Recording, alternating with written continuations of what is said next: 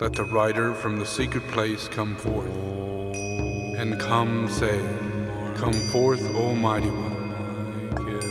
Let the souls of mankind awaken to the light, and may they stand with massed intent. Let the fiat of the Lord go forth. The end of the woe has come. Come forth, O Mighty One. The hour of service of the saving force has now arrived. Let it be spread abroad, O Mighty One. Let light and love and power and death fulfill the purpose of the coming one. The will to save is here. The love to carry forth the work is widely spread abroad. The active aid of all who know the truth is also here. Come forth, O Mighty One, and blend these three. Construct a great defending wall. The rule of evil now must end.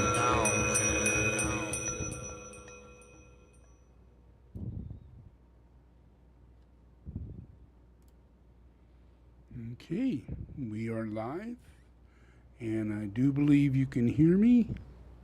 Yeah, looks like the microphone's working. So we're going to go ahead and tune that up just a bit. All right. So today I am going to continue the teaching that I've been doing. The main thing is that we have some other events going on that goes along with the teaching that I'm giving. The main thing is that, as you see here, my relationship is a monastic relationship. I have been in this situation since I was 9 years old. I have been a monk since I was 9 years old. Tibetans came to my house, told my parents that I'm reincarnation of Buddha, and that affected me pretty greatly because I already knew that.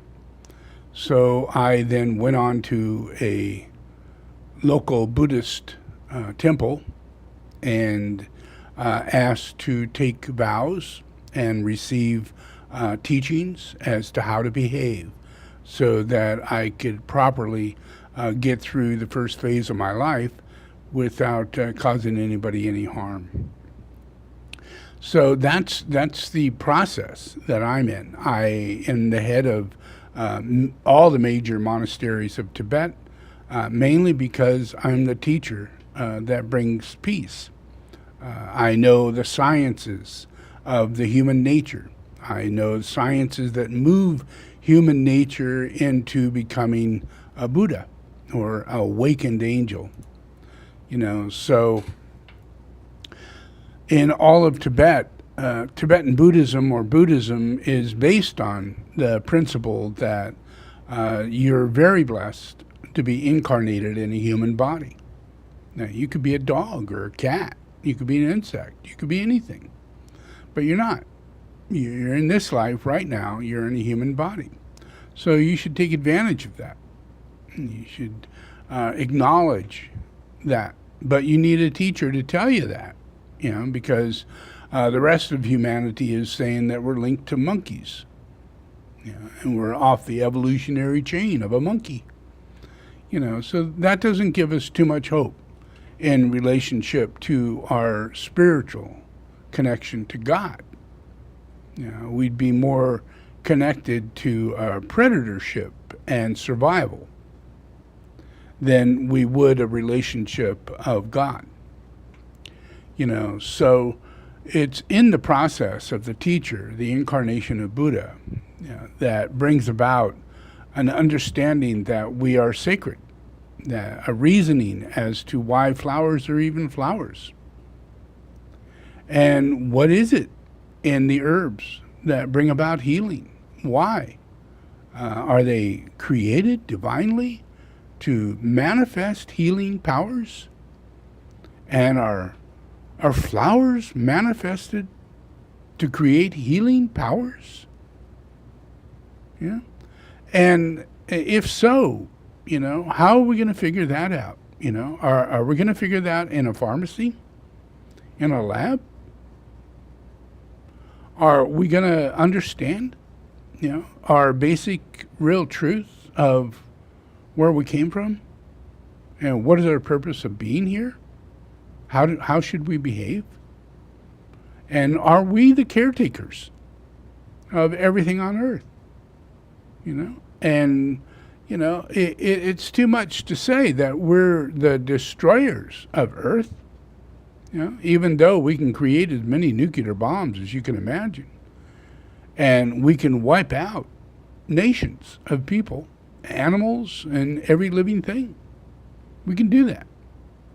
We can pollute the planet. We can tear away the ozone. We can wipe away what is nature, the very nature that protects us, the very nature that creates us. It's in nature. It's in the planet. Something about this planet is spiritual, sacred. It houses within it the vibration, the energy, the science of God. And it's not a pagan thing. I'm not talking about Zeus or the goddess Diane or anything like that. I'm talking about God. And God is in everything. Every single thing. God created everything. So literally everything comes from God. Every single thing. So in it, it is impressed with God. For it to be in existence, it's under the will of God. Yeah, the sun is where it's located. Its size, its mass, and its purpose is designed by God. And it's not just, it's a sun, and it's hot, and it provides sunlight. That's our really limited understanding of our physical world. And when we look at the world in a physical world, and we think that it's just a physical world, and we don't really seek out and develop an understanding of what might be the soul, what might be the spirit that creates life itself, the spark of life. What is that? It's located in every seed. Every seed. And most seeds don't germinate until they're in proper situation. So there's purpose behind everything. And a tomato seed, when you plant it, it doesn't turn out to be a corn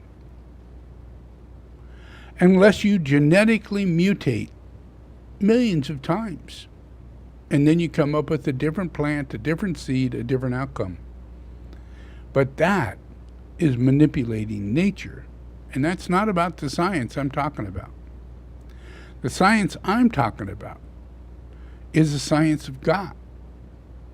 God radiates and creates, instills life in everything, And the human being has the ability to co-create with God, to generate more light, to manifest into the world the genetic and the natural evolutionary aspects of growth.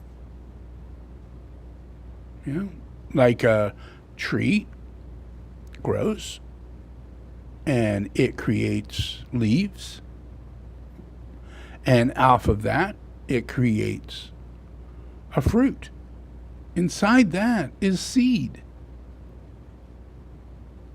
And yet you can eat that fruit. And the seeds come out of your poop. And that's a natural fertilizer. And it grows because we pooped out seeds. which is a perfect medium. So the nature of things, without us being intellectual, is preconceived in our action, in our daily action, even just pooping or eating, in the normal things that we do to exist. We co-create with God. We're creating the soil that's on earth. We're thinning out animals as we eat them. We create waterways for storage of water. And we utilize that. And we think in terms that goes along with nature. Those are natural things, very natural things. But we're not including the main process that comes with nature. And that's that the earth provides us life. It's life. Life. And we have to tune into that in order to gain wisdom. We don't get wisdom from books. We don't get wisdom from the internet. We don't get wisdom from our telephone. We don't get wisdom from conversations. We get wisdom from God. And when we quiet down into our inner nature, we pick up from the tree of life, and we can understand life by attuning to nature. It wakes up things inside of us that we're not aware of. We're not aware that we have chakras. And when we become aware of that, we find out, oh wow, we have 7 chakras. Huh. So what does that do? I mean, all of you walking around, you're not doing anything for your chakras. You're filling your tummy. You're breathing your air. You're looking out, seeing things if you're not blind. You're hearing things. You're touching things. Those are all chakras. Senses. Senses. The sense of touch. The sense of sight. The sense of hearing. Yeah. Those are senses. Yeah. Those are our science. Yeah. How we attune, and inwardly we get images, feelings, communication. We have no idea that this communication even exists. We think talking to people is what communication's about. But it's not. Communication begins with meditation. Silence. Yeah. Every great invention, every great thing, anything that's ever been created comes from a spark of God. Not from knowing, not from knowledge, but from an awakened wisdom. Yeah. Because it's the time to know. It's the time to become aware. And when we open up new avenues of consciousness and awareness, understanding the speed of light, understanding gravity, understanding nature. Yeah. We don't get that through a highly intellectual process. We get it intuitively. Yeah. So it requires the person to really calm down their senses and have their senses redirected rather than focusing on what you see, focusing on what you touch, focusing on what you taste, focusing on what you smell, focusing on what you hear. All those things become personal processes. How do you interpret those things? Yeah. Well, by nature alone, we have those instincts that helps us do that. But what about our chakras? What is that? What are chakras? Yeah. Chakras are the process of love. Yeah. When chakras are balanced and express, they only express love. But if they're unhealthy, they express hate, distrust, anxiety, nervousness. You hear what you want to hear. You see what you want to see. Yeah.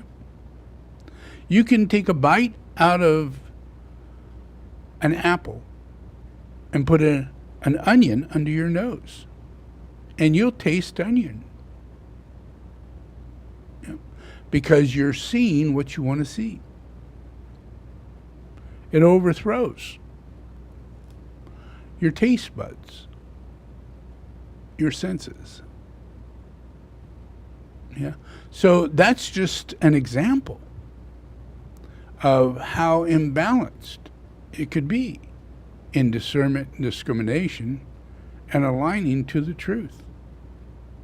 Without the truth, how do you go from one step to the next? If you're climbing down a mountain, you should look down. You can see where your feet are going to go. See where your hands are going to go. See how best to get down the mountain.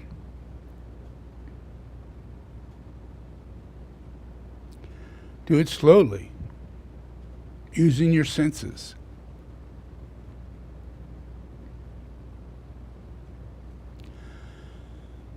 Life is not a process of materialism.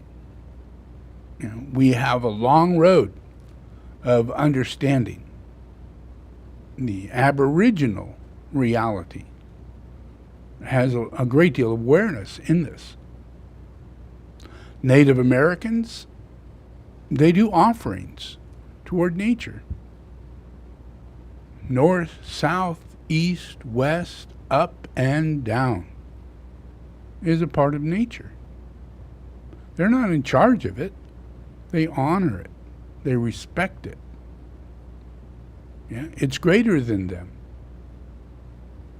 Yeah, they need to be a part of it rather than ignorance. Wisdom is the opposite of ignorance. So you have to communicate with nature. You have to become part of nature in order to attain wisdom and love. There's not another way. So the Aboriginal, the Native American, they make offerings. They make offerings to animal. Yeah, when they go on a hunt, they make an offering to the Great Spirit, to God. They ask to be moved, directed, given sensory ability to be led to the animal and to be of right nature to that animal. So the animal is led to me. It's not just a predator thing. It's an offering. That's what nature does. Nature offers the animal. And you have to be willing to know that that is a good thing. So you hunt. And you have this in mind. You're not the predator. Yeah? You're in a state of offering. You're offering a service to thin out what is too many. If you know anything about hunting, when you go to get a hunting license, it has to do with how many deer are there and how many deer can you go out and hunt. Not a lot of people go hunting. So we're not wiping away the animals. But in the process of it, we're thinning it, which is a natural way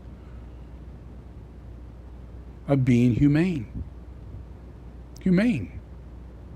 When you're a caretaker, you're humane.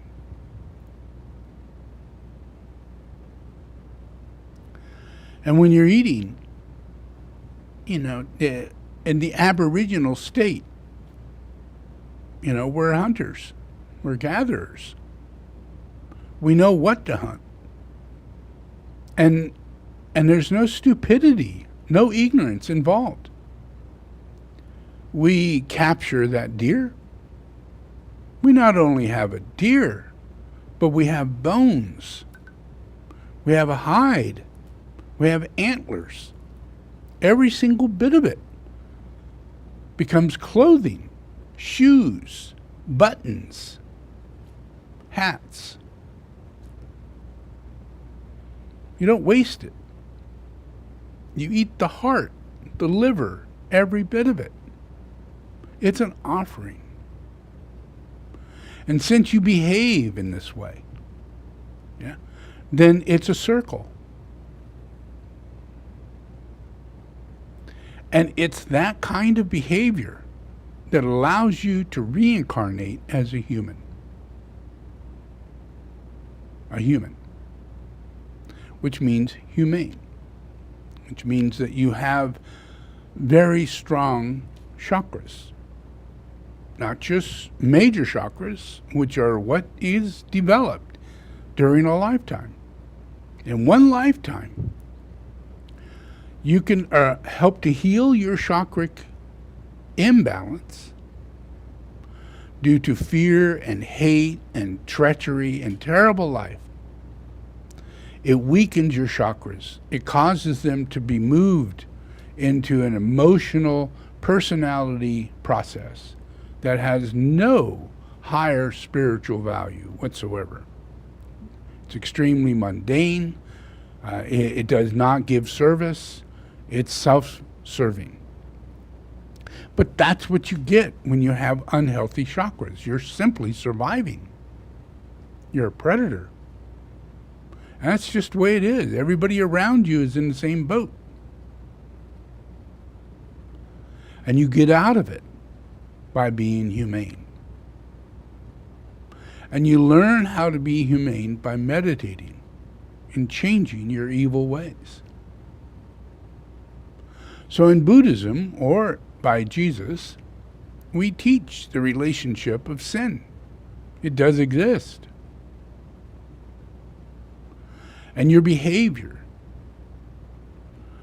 allows you to become the lower nature that you're trying not to be. The counter-evolutionary forces that are built up inside your chakras, when they are not healthy, they're very selfish. So your personality in your lower nature could be a volatile, hostile, angry, ugly person who takes advantage of people, steals people, has perverted sexual behavior because the lower chakras are imbalanced. And they're under the law of hate. And in that lower world where demons exist, they are the foundation of hate. They express hate as their glamours, as their vices. And when they enter you, you become filled with glamours and vices. And your personality becomes that of a demon. It's an amazing thing. I mean, we see it everywhere. We see it in Taylor Swift. We see it in the Kardashians. We see it in movie stars. We see it in rock stars. We see it in people playing football, basketball, wherever fame exists. In order to get to that place, to compete against another person, It required hate, selfishness. And they got a lot of it. And when you do that, you get paid big. Because you sell your soul. And you had no idea you had a soul to sell. Yeah. You had no idea. And the soul comes from the earth. It's a collective consciousness of humanity. And it's found in birds. It's found in trees. It's found in rocks. Found in the air. And found in water. You can scientifically, and there are scientists today who pray over water, pray over a lake or a stream. And before they pray, they take the water out and they freeze it and they check to see what the structure of the crystals are. And then they pray over it. And they take that water and they freeze that. And the structure of the crystals are dramatically different. Crystals from words like hate, go to hell, things of hate, things of the lower nature, inhumane qualities, express energetic principles that create structure that is destructive, disharmonious. There's no crystalline form like a snowflake in that ice crystal. But in the prayer, very same water, very same lake, turns to perfect, harmonic, crystal-like forms, like a snowflake. This happens everywhere. Water is easy to test like that. That's an easy sample for us to get an idea that this is true. So why do I create etheric weavers? Because I know this is true. I'm very wise. I did this when I was 9 because none of you bless anything.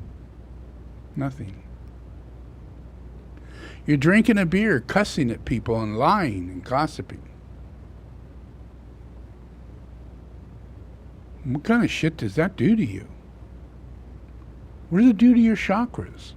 What does it do to your minor chakras? What does it do to all of humanity? Yeah. Do we have a control effect over why there is sex trafficking going on? Why there are women who hate men under the illusion that men are patriarchal, chauvinistic pigs? And that men want to become women because they're such ugly creatures that in order to be not ugly, they have to be a girl in makeup with boobs and nylons so that they can drop that terrible, terrible impression of being evil and ugly just because they're a man. Hated by the whole of the human race. The average woman says, we don't need men. The average woman says, wow, we don't need men at all. Especially if you're famous and wealthy. What do you need a man for? You got your own money. What do you need a man for? You got your own looks. You're a girl. Wow. Amazing. All based on materialism. 100%. There's no chakras in that. No chakras at all. Nope. But there is spirit. There's spirit. Evil spirit. Yeah. And that evil spirit goes into the earth, goes into the flowers, goes into the water, goes into everything. And then there are people that go, wow, we're destroying the earth. We're absorbing all the water. We're toxically destroying everything, all the lakes and all the ocean and, the coral along the ocean and, all the fish in the sea. Killing them. Whales are finding themselves on the beach because they're going crazy. They can't handle big ships and all the sound that comes from that. And these whales sing. They communicate. They share loving qualities and characteristics all throughout the ocean. For hundreds and hundreds of miles they do this. They travel the earth. It's their ocean. There used to be sailboats because there were no motors. But now we have these dual prop, boom, boom, boom, boom, boom, boom, boom, boom, sounds going through the ocean. Terrible sound. The sound of the engine constantly going, 24 hours a day. And there are thousands of these ships sending commodities and cars and oil and everything across the earth, dumping shit, ships breaking and oil being dispersed. Yeah, we do that. And it affects the nature of these animals and of the plants. And that affects us. Just scientifically, if we just take a look at this, we have that going on. Well, what happens? What happens if the earth is supposed to have a race of people who are soulful, who talk to animals, not have pets and think that they're in Disneyland, but they literally talk to animals, and the animals talk to them. They follow you, they ask for food, and you're wise enough to know this is going on. And they can pick that up from you. Why? Because you have chakras. Just like that little tiny animal, or like that tree, or like that fruit. Everything has chakras. Everything. Every single thing. And we're not connected in that area at all.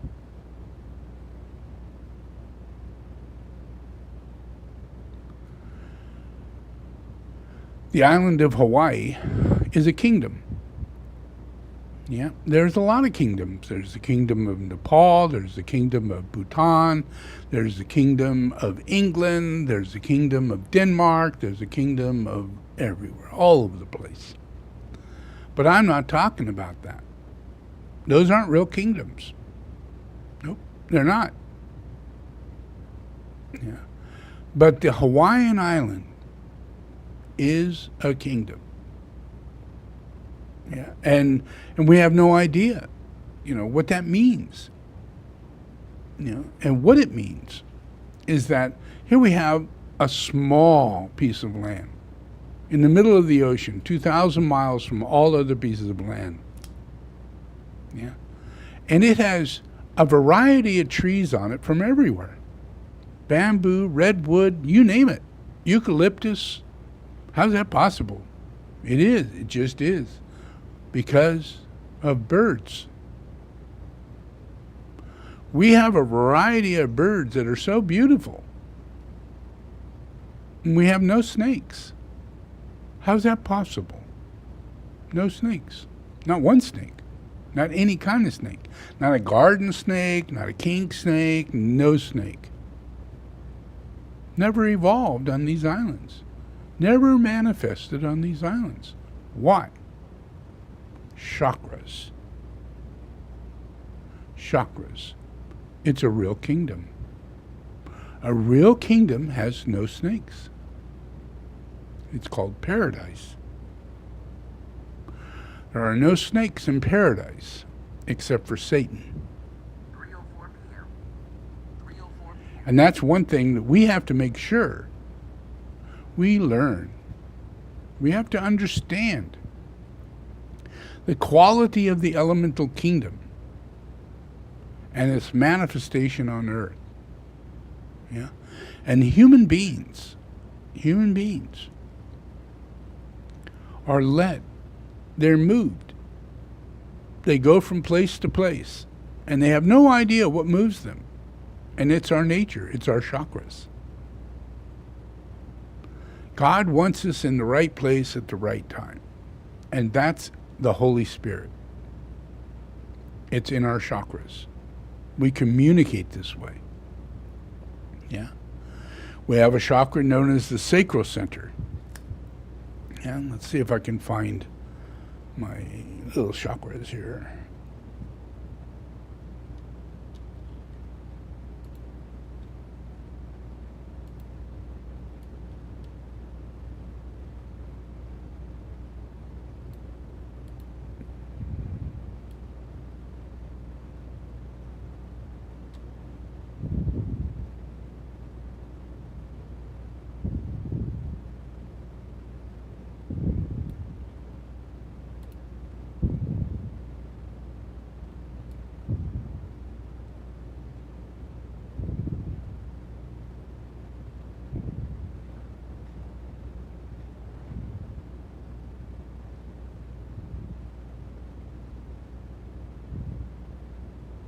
Yeah, I know him. Just a second.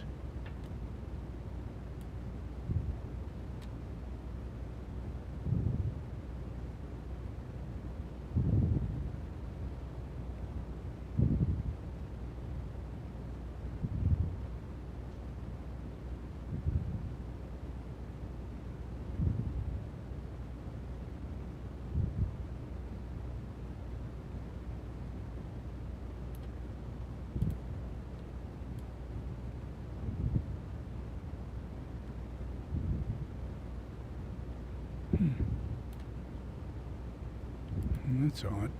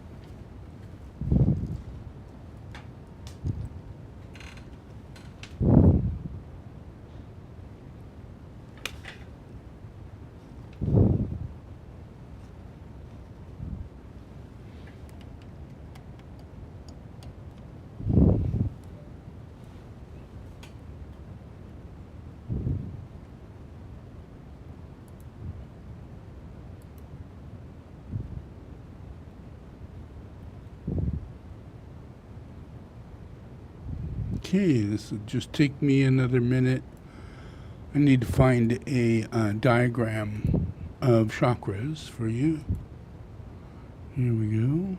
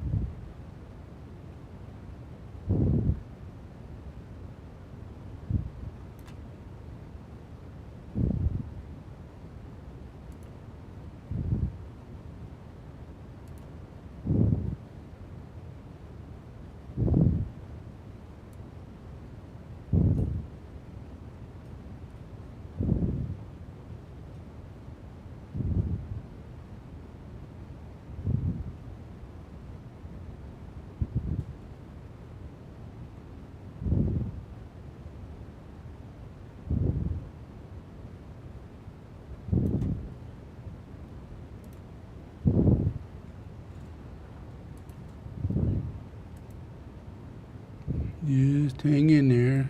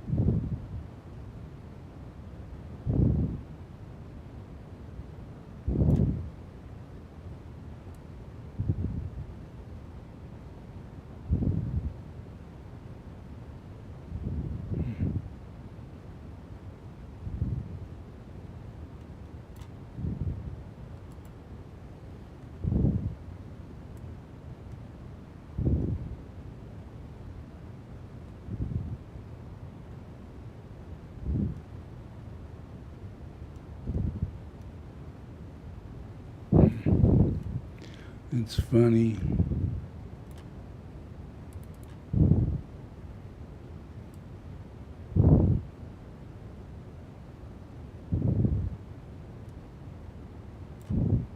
I would let this go, but it's important that you see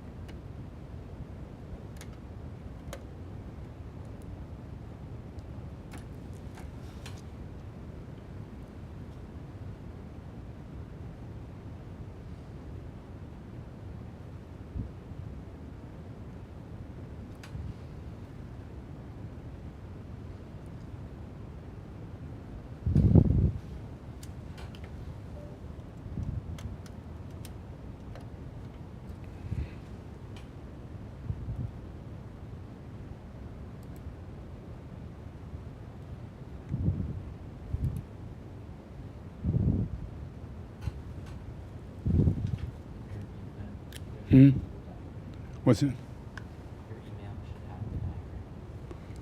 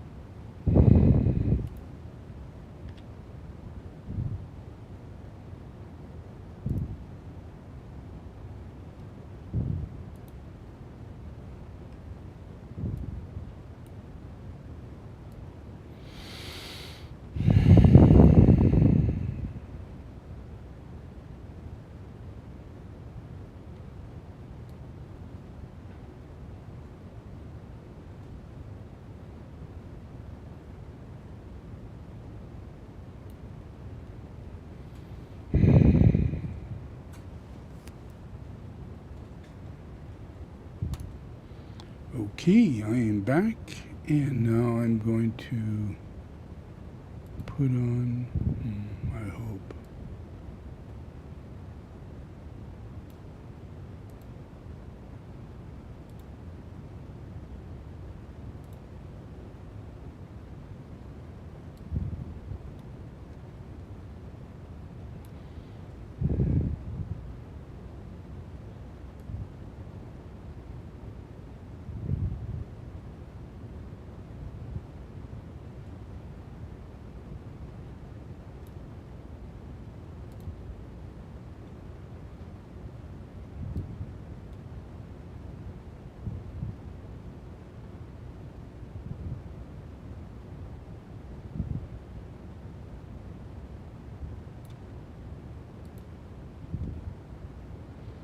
All right, so this is the image of chakras. Okay, that's not my best one, but it'll do. And what we have is that we're looking at unhealthy and healthy.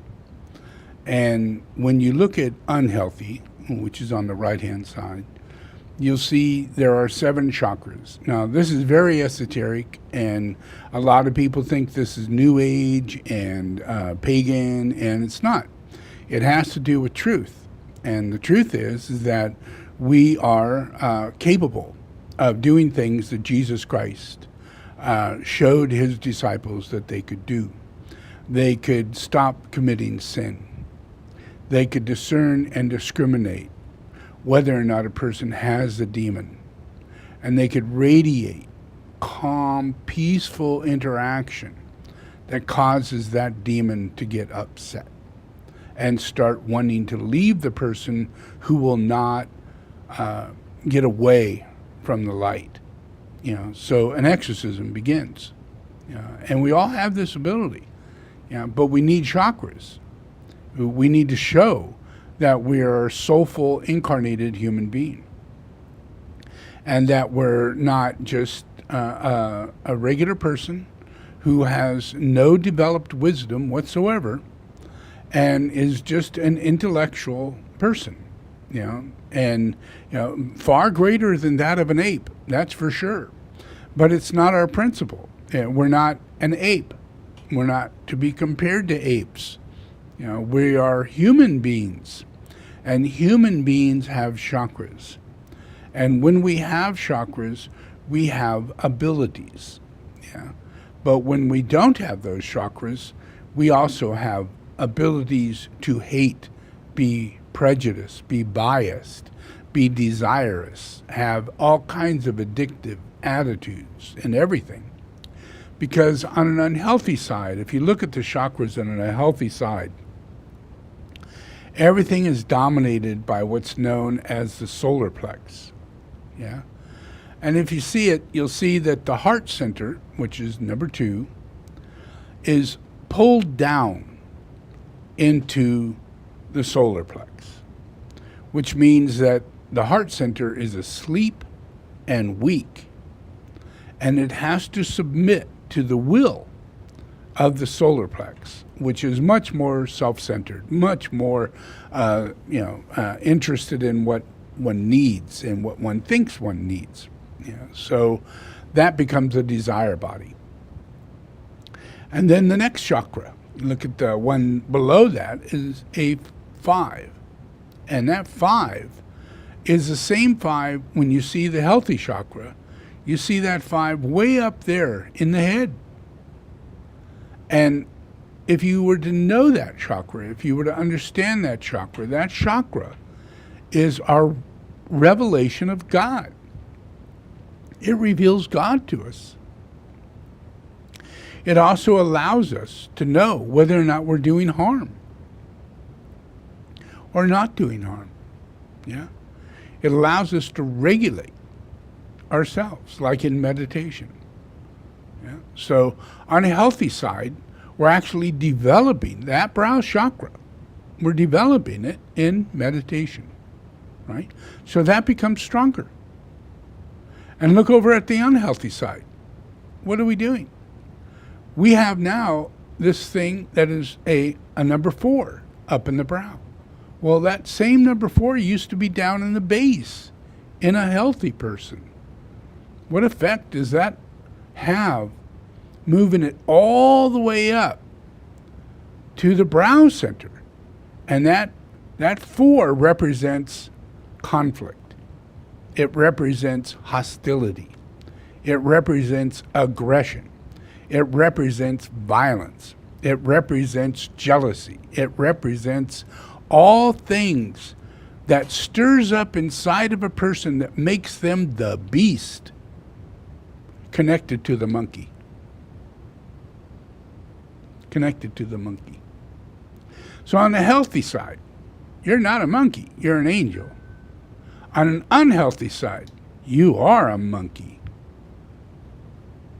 And you're just a little bit more evolved than the average monkey. And we're just Darwinian. Everything is Darwinian, from how we look at cars and how we look at everything is all from a Darwinian mindset. No God, no soul. We evolved from monkeys. And it's not true. It's totally not true. But due to the fact that we have unhealthy chakras, we have no wisdom, we have no understanding, and we live a life of worry and fear and distrust. Men cannot communicate with women. Women cannot communicate with men. That's not natural. In the natural world, in a healthy state, chakras are designed to be attracted male to female, female to male. That's how healthy chakras work. If you imagine you take that number 4 at the base center, and this person is a healthy person. It's a healthy male or a healthy female. Doesn't matter. We have the same chakras. And these chakras are loving. They are attracted to similar people, like-minded people with similar chakras. And that means that fourth ray down there is calm, patient, trustworthy, desires to do good and serve other people in their needs. In other words, caring, sharing, understanding. These are all aspects of women and men that come from our chakras. Yeah? If these chakras are not developed, then we become distrustful beings over here on the unhealthy side. And now we have a 7 down at our base center. And that 7 is the same 7 that's up in the sacral center when you're healthy. And that's the one that allows you to be attracted to the opposite sex. It allows you to do it. It's a natural process. We're magnetically attracted. We get horny just seeing the opposite sex, getting near the opposite sex. That's not a animal characteristic. That's an angel characteristic. Angel. Over here in the healthy side, that 7th ray is right relationship, ceremonial magic. God is creating a ceremony for us. What happens when we find our mate, when we are in love with the opposite sex? A ceremony is drawn into effect, and we get married in a ceremony. And we commit our chakras to each other. Our fourth ray is harmony through conflict. Well, what do we say when we get married? I will love you through hardship, through poverty, through sickness and health, till death do we part. That's fourth ray. Well, what happens if you have a fourth ray up here at the brow? No way, I don't like men. No way, I'm not too sure about girls. Their behavior is like not good. Takes my home, takes my life, takes my children. No, I don't think so. These unhealthy women are not attractive. And they look at the men and they go, those unhealthy men are not attractive. But when we are healthy, we are overwhelmingly attractive. And we have discernment and discrimination to telepathically, intuitively, psychically, magnetically attract the ones that we're meant to be with to us. And that same power has the ability to dispel those who are not meant to be around us at all. And these are all in the chakras. Yeah. Healthy chakra, 7th ray at the sacral center. Healthy chakra, 4th ray at the base center. That's harmony through conflict. That is harmony, ability to communicate with the opposite sex. That is right relationship, ability to communicate with the opposite sex. And then you go up one more, and you got that 6 sitting in the solar plex. And that 6, when it is elevated by the heart of love, it becomes loyal. The ideal husband, the ideal wife. We don't question what we're supposed to be doing in this relationship. Women have babies. Men don't have babies. Women take care of the babies. Men also help with taking care of the babies.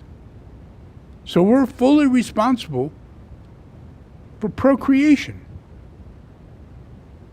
That's why we marry. That's why we're together, is to help God bring humans back to earth when we reincarnate. And in a healthy chakras, we reincarnate as humans. But in the unhealthy chakras, we reincarnate as bitter, unloving, unsacred, inhumane people. And that's what we're looking at today. Crazy, inhumane people. How are we going to get to sanity? Are we going to get there by laws, by putting people in prison, by beating them up and getting them to change? No. We have to do it through the chakras. We have to do it by having reverence toward the earth. We have to. We have to meditate. Yeah? And you see this 3 up at the throat center. It's also in the unhealthy person. But you look at that and you see that 3 with a line going down, making it connected and relating to that 5 down in the sacral center. Well, that 5 placed in the sacral center is concrete mind. That's where we think every doctor is God. Every physicist is a genius. You know, if you can do these things with that 5th ray, mechanical reality, you know, then we see each other. We see people. We identify with people as who they are, rather than who we are. Yeah.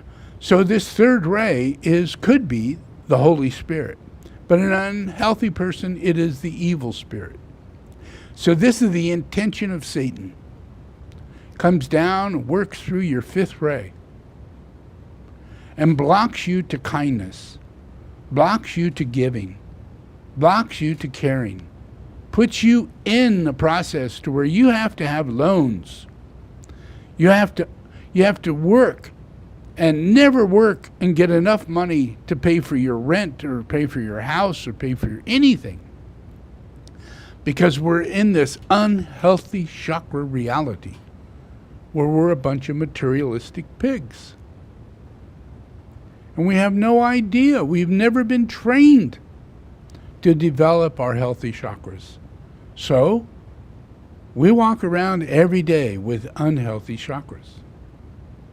And we wonder how it is. All of Maui and Lahaina is burned down.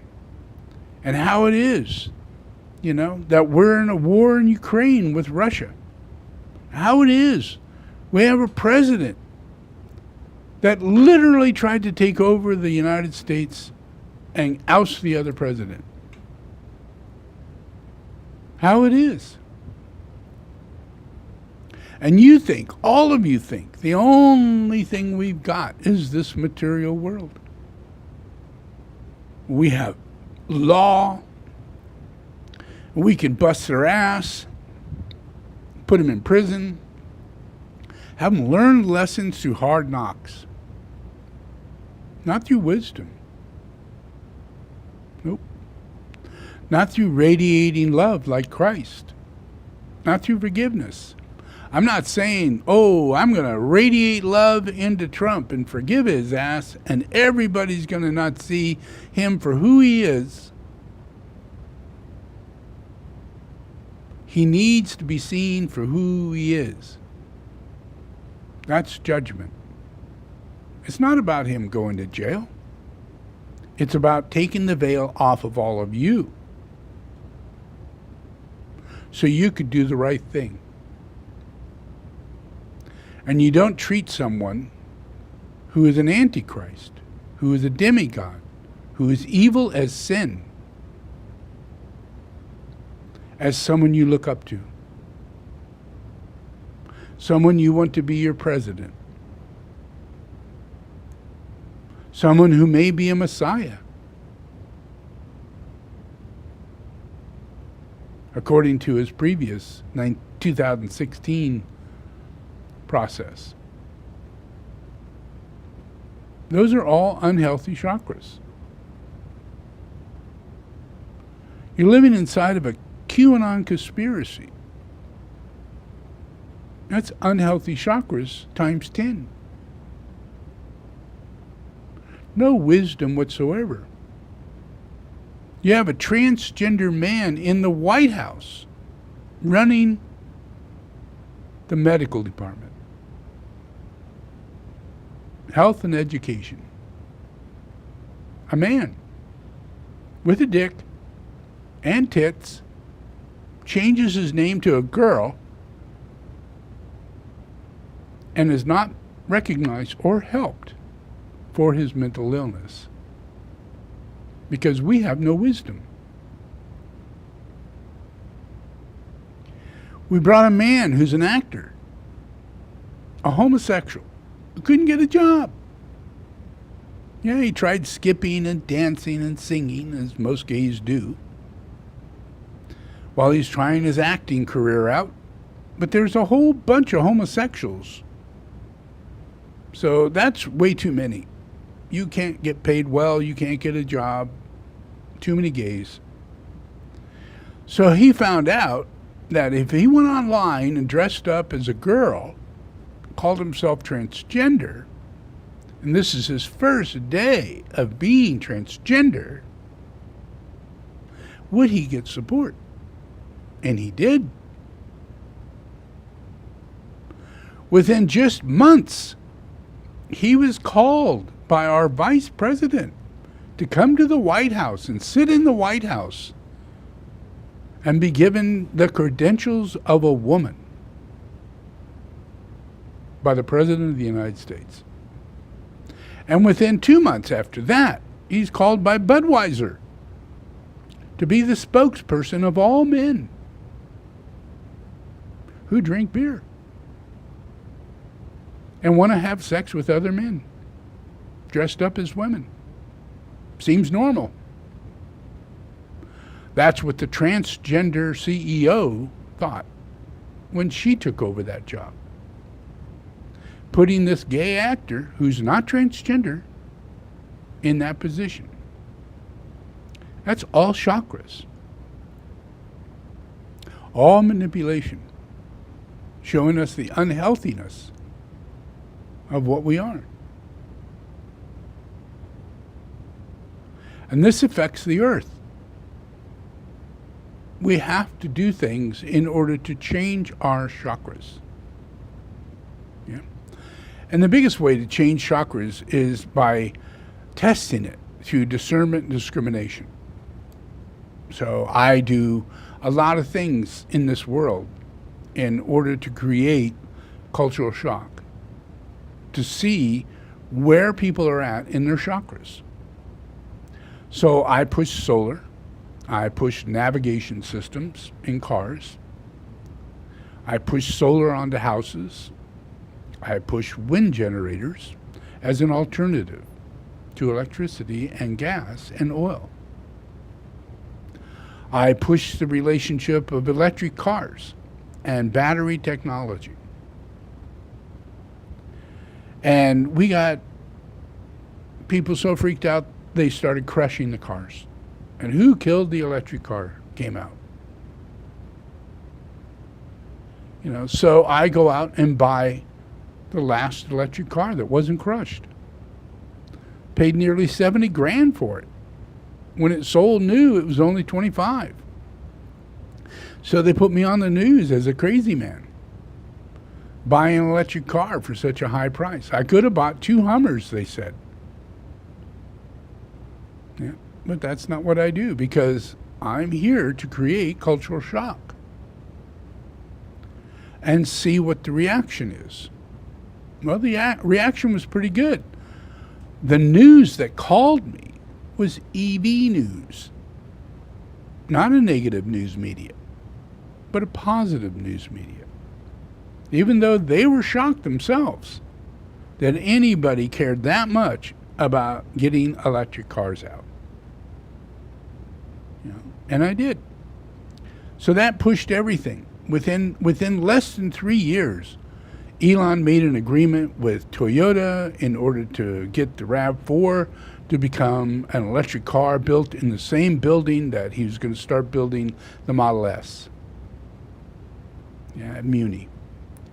You know, so that really initiated a lot of push.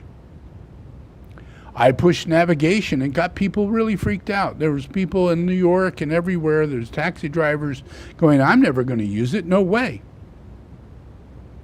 But I keep putting it out. I put it out through Garmin. I put it out through everybody that would put it in a car, because car dealers wouldn't put it in. So once people had their own independent little navigation systems, they started seeing these are absolutely perfect. What a time-saving, emotionally balancing thing to have when you're trying to get around town. And find where you need to go. How long will it take you to get there? All that stuff would be nice to know. All of a sudden it was available. And within 10 years, it was in cars. And I pushed the electric car. Within just a few years, out comes the hybrid. And more hybrids. And then finally, the Model S. And that's in millions now. Millions. And people in the beginning just went, no way, I don't like it. I'll run over your car, I'll scratch your car, I'll treat you badly because you have an electric car. And that did happen. That's because of unhealthy chakras. Unhealthy chakras do not like the Lord's work. And you are all co-creators to the Lord's work. You're not here for anything else. You're here to receive the gifts the Lord gives you. The world that the Lord is making for you. The destiny that is designed by the Lord and not manifest destiny like Oprah. True destiny is created by the Lord. The Lord knows what's going on. I know what's going on. Yeah. And I pushed those buttons like crazy in order to evolve us faster in ways you can't imagine, because we are a soul. We are a collective consciousness. Our soul radiates into the earth and radiates out of the earth and heals the earth. It communicates. The higher we get, the more soulful we get, the more wisdom we attain. It goes up into the ionosphere, into the onosphere, which is the consciousness of the mind of God. It's a collective consciousness. Our soul is located on the outside of the earth and in the earth. So we have to have very high thoughts. Yeah? And those very high thoughts come from above, come from the sky of all things. And they come into us. And we put them into effect. And it requires every single chakra in our being to have the strength and the courage to fulfill God's plan coming from above. Not coming from what in front of us, like we know something. That's not. It's from above. From where we're not. You know, we're not from above. We receive from above. We have to raise our mind up telepathically to reach God. And God has a plan for us all. So God's not outside the earth. God is the earth. God's not outside the car. God is the car. Everything that I help to bring onto this earth comes from God. Just like the trees and the flowers and everything. You just don't understand. But I do. I'm the high priest of earth. I'm doing ceremonies every day. Relinquishing all your lower nature. Helping you to evolve every bit of your higher self. I do that by giving you gifts. I give you electric cars so you to choose to buy. And then you're more soulful. Why? Because you made a wise decision. Overshadowed by the Lord. Inside the Lord's destiny. The plan. Yeah. So we're not going to stop at cars. We're not going to stop at this and that. You know, I have to keep moving people toward the future. And because you're unhealthy chakras, you cannot see the future. You think you already know shit. And you don't know anything. But you're going to. Yeah. So you all know about Archimoto.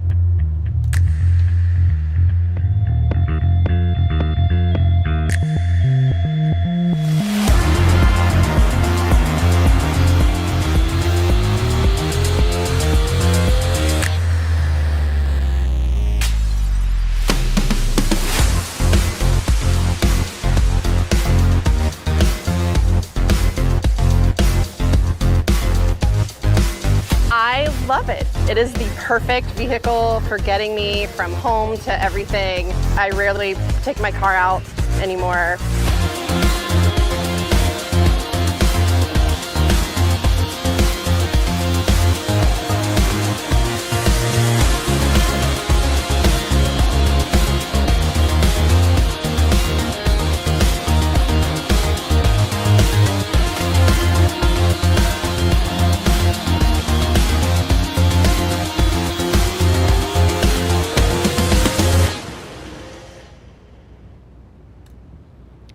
So what does that have to do with chakras? Everything. Every single thing. Yep. The world is spiritual. If it's unhealthy, then we're driven by these chakras that are pushed down, pushed down, pushed down. We lose all of our power. Power to love. The power to understand, the power to go through the process it takes to understand, letting go, stopping hate, stopping prejudice, being patient, developing a virtue, and your eyes start seeing differently. It's all about that. So I have to bring into the world to where you're seeing the truth. You're seeing a vehicle that's driving around and you're enjoying it, and it's an Arcimoto, and it gets so many miles, and you're saving so much money, and you love it. It's fun. When do you get in your car and you go, oh boy, am I having fun? Maybe the first day you got it, but not necessarily.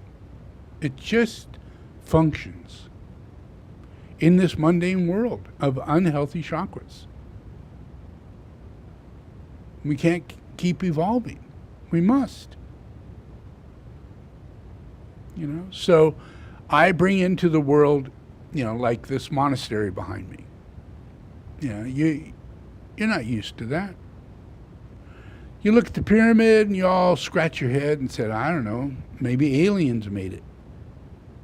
I don't understand it. And the domes, I don't know, I kind of like square with a little triangle on top. Reminds me of a house. Mundane, people. You're talking mundane. Your chakras are so dysfunctioning. So I have to do these things. Even though I'm one of you, I'm here with healthy chakras. So at a very early age, I was developing solar and wind generators and all of this stuff. So I'm not in shock. I've been developed through wisdom. I know where we're going because I'm telepathic. I don't just see the future, I am the future. And I'm comfortable in it, and I could share it with you as a gift. So I bring the vehicles in. I personally made sure that Tesla got their cars out. I personally made sure of it. I went to the factory. I walked through the factory. I bought one of the very first cars, number 274. I had to pay a fortune for that sucker. It's ridiculous. But that's what we do. It's not about money. It's about offering.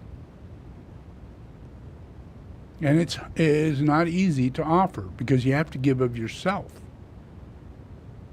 And I'm not a rich person. I mean, you can't imagine, every single penny and dime, because I don't go to the bank. I don't ask for loans. I have to pay for everything up front. That's the nature of healthy chakras. You just don't know that. You don't have the wisdom to get past those problems. Problems that create problems, and then you live in problems. And you could have never even started.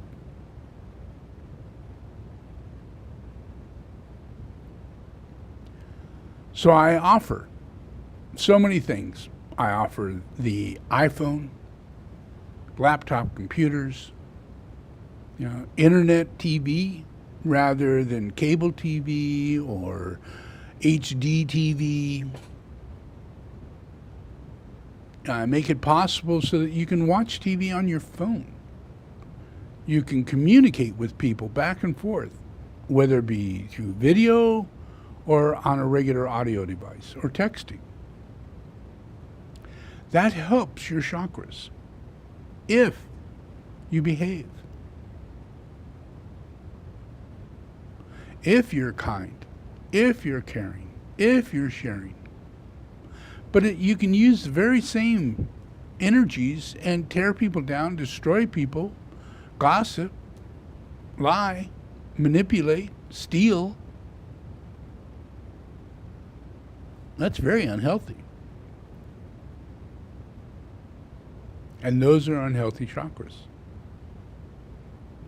So you need to be presented with healthy chakras. I have healthy chakras. My world, I am building with healthy chakras. The domes that are behind me will be the houses of the future. Yeah, it's not a ridiculous thing. It's not a silly thing. But it is a new thing. Not a new age thing, but a new thing. Because it complements nature. Imagine if these domes were built in Lahaina. All the houses, all the buildings were monolithic domes. And a fire comes, swoops through the whole town. Not one building is lost. Not one building. They don't burn. The fire just rolls by. Hurricanes do nothing. And we know the earth changes. It floods, it rains, there's fires, natural fires. We can't get angry about fires. We can't get angry about earthquakes. We can't get angry about all these things. Because it's the nature. But how do we prepare?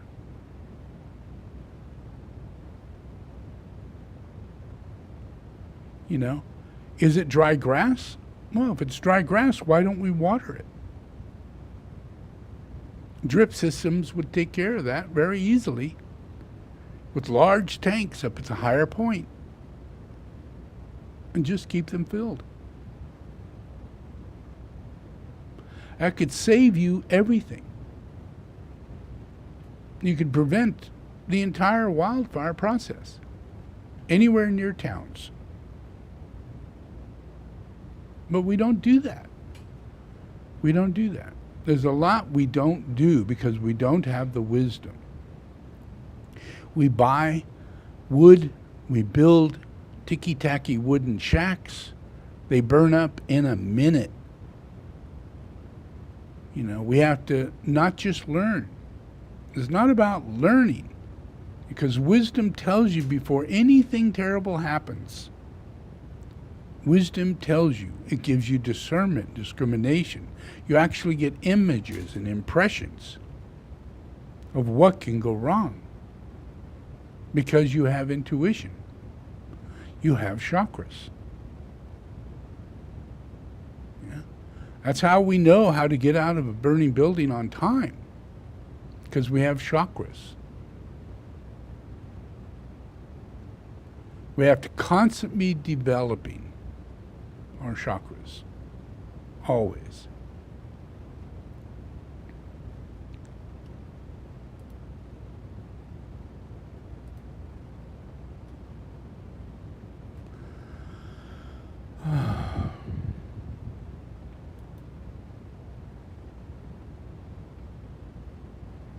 But countries after countries after countries.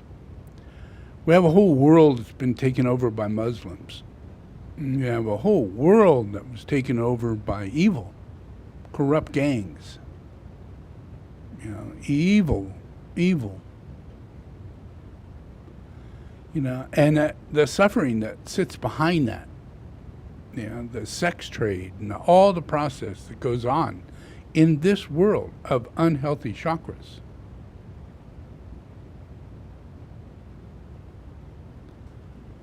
In England, things have been that way for so long, that the majority of children are Satanists today.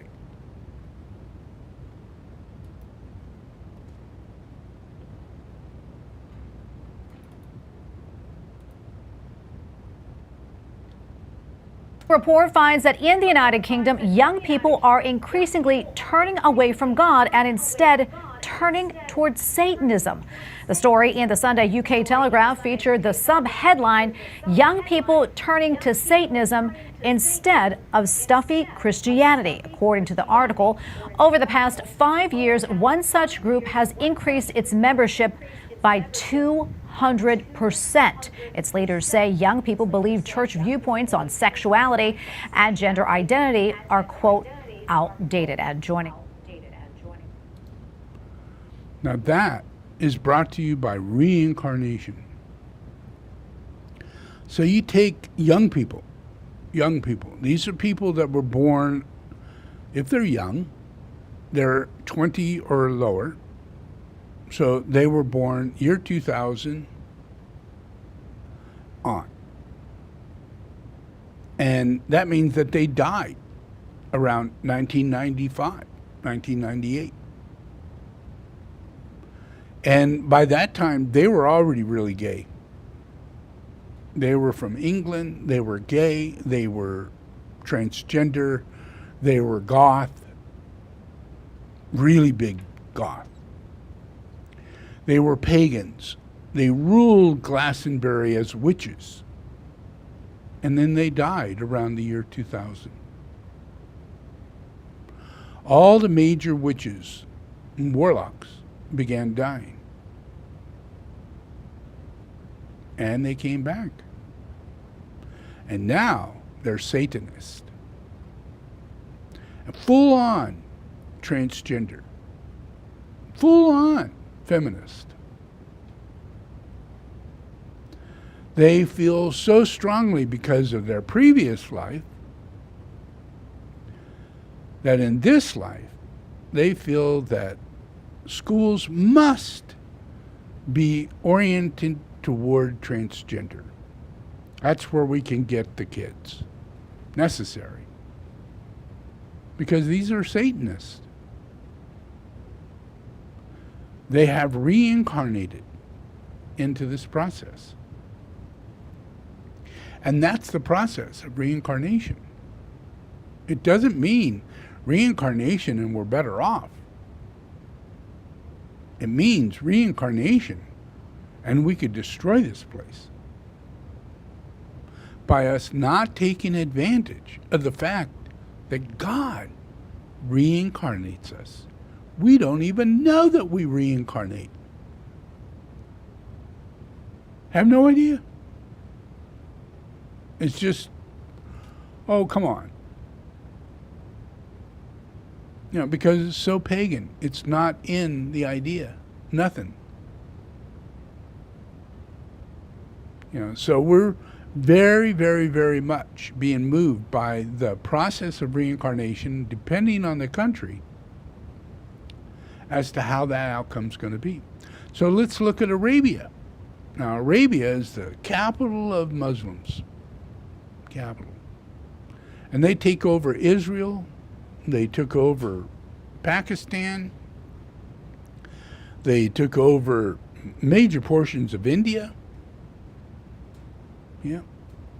They're trying to get into China, Asia. And their whole thing is to make sure that Christianity is out the door and that Buddhism is out the door, and any practice whatsoever toward God.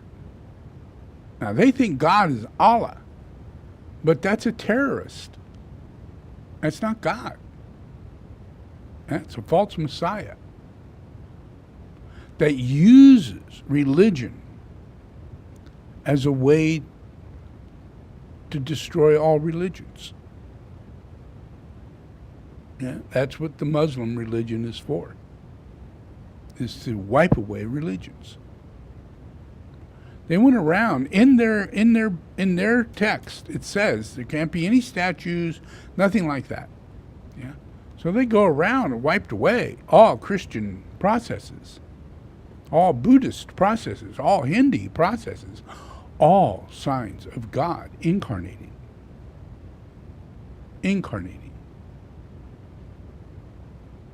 And any avatar, any masters, any Buddhists, wipe it away.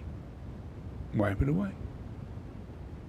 Any understanding of their coming of an avatar or a Buddha or Christ, wipe it away. Get rid of it. You know, so that is the process that humanity, this earth, countries are involved in. And then there's me. Yeah, a simple priest who serves God and created earth. So my job is to sustain earth, make it sustainable, bring it back to its true nature,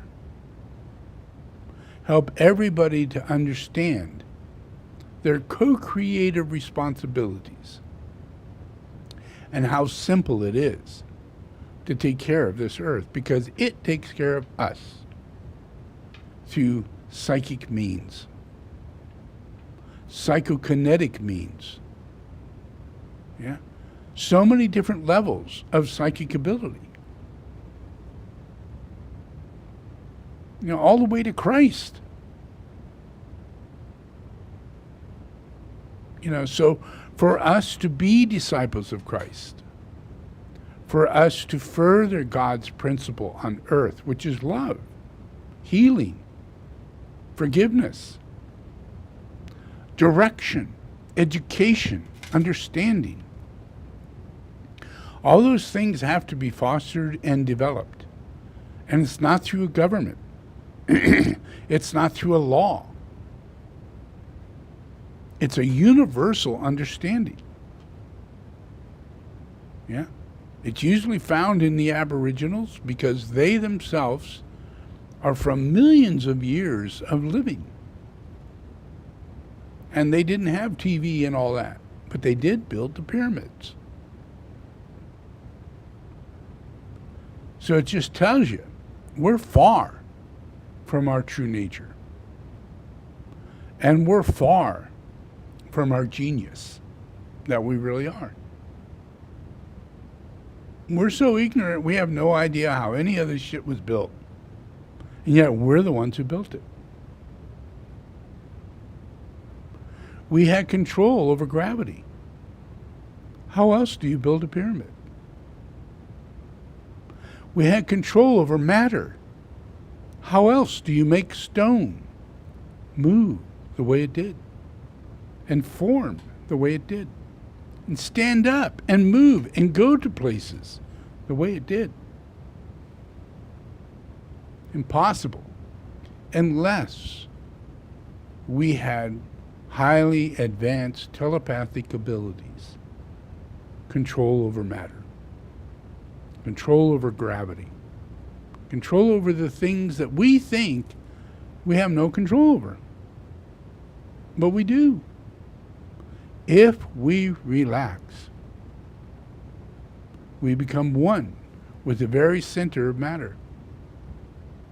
And if we attune our chakras, we learn within ourselves we have the ability to levitate. We have the ability to change our anger, our anxiety, our hostility into understanding and compassion and empathy. You got to do all that before you get to levitation. You have to learn to lift up and transmute and transcend. And in time, that will include gravity and all material things. All material things. They're not limited. They're not created in the way that you think. They're created through magic. And magic is the common grace of God. We just don't get to witness it because we're so screwed up. We have so many vile emotions and so many negative feelings and so many anxieties and worries. It's like a machine putting out all this anti-God energetic force. And it's really hard for God to get past that and make it into the earth, make it into you, and transmute this terrible, terrible outcome. But that is what it is. God is nature. We cannot go against nature. Can't go against it. But we can master it. Mastering nature is what we do. We don't allow elements to control us. That's where all of our emotions, our fears, and everything comes from. So we have to learn to transmute that lower nature into a higher nature.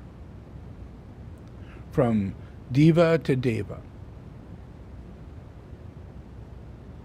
It is magic. And it's not any kind of magic that you know of because it's normal.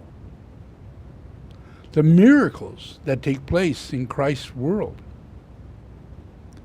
all the miracles, anybody would say that's magic. And it is. But not the kind of magic, sleight of hand, lying bullshit that magic is. It's the real thing. It's grace. It's the Holy Spirit. It's the power of God. But you don't have that power. You lost that power. You seek knowledge. There's no power in knowledge. None.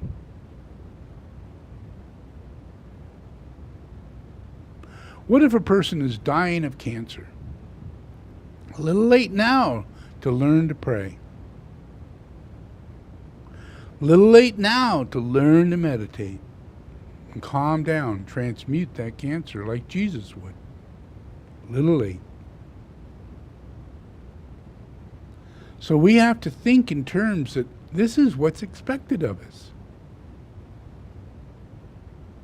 And we're never going to get there through worry, through anger, through energies built up, creating an enormous amount of anxiety in you and mental illness you can't control. And you take it as a norm, as your personality, as a characteristic flaw. But it's not. It's unhealthy chakras. And you must practice properly. You are not designed to be non-empathetic. You are created to be compassionate. You are manifested in the ability of wisdom and understanding, not knowledge, not intellect, not assured, mental clarity. No. It's revelation. It's a revealing of something that keeps you in a place to where you can see the fulfillment of something. And you have faith and hope and understanding. It's not intellect.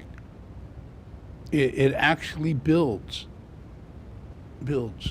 And in that you get a revelation. You get clarity of mind. You get an image.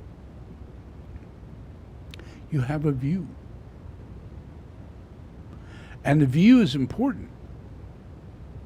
Yeah, if you can't have the view, what view do you have? Do you have Trump's view? Are you a politician? Are you looking through the glasses of a Democrat? Are you looking through the glasses of a Republican? That's ridiculous. That means you're really stupid. There's no such thing as a Republican or a Democrat. Nope. Nope. It's just lower chakras, prejudice, bias, lower way of thinking in the separative way of identifying. You're just at war. Yeah, and you don't know what's going on. You think it's normal, natural. Oh, I'm a Democrat. There's no such thing. I'm a conservative. I'm a liberal. There's no such thing. Yeah. All it is very unhealthy chakras talking, expressing themselves in separative ways of lower mind, intellectually fulfilling a ridiculous ongoing process of trying to identify with government, governing something you're not in charge of. You have no idea how much God has to play in this for anything to work out. And you need to give thanks.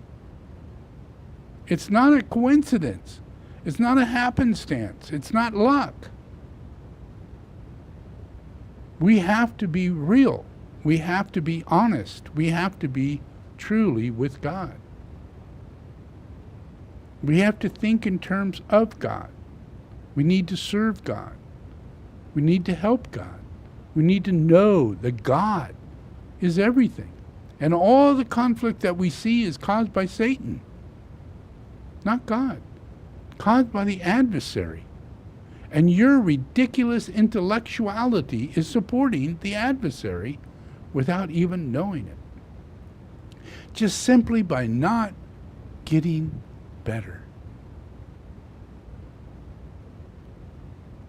You need to stay calm. You must meditate. Or that number 4, fourth ray, will go from your base to your brow. And there you are, Satan's child. And that moves that 5th ray from your brow to your sacral center. And now you're not a lover. Nothing you could do in this world would make you a lover. Nothing. Love is absolutely nowhere in you. Not a part of you. Not an expression of you. Nope. It's something you buy. It's something you own. It's something you get rid of. It's material. It's not love. You identify with it. Yeah. And you call it love. But it's not love. Not love. And the more that unhealthy 7th ray sits down at your base,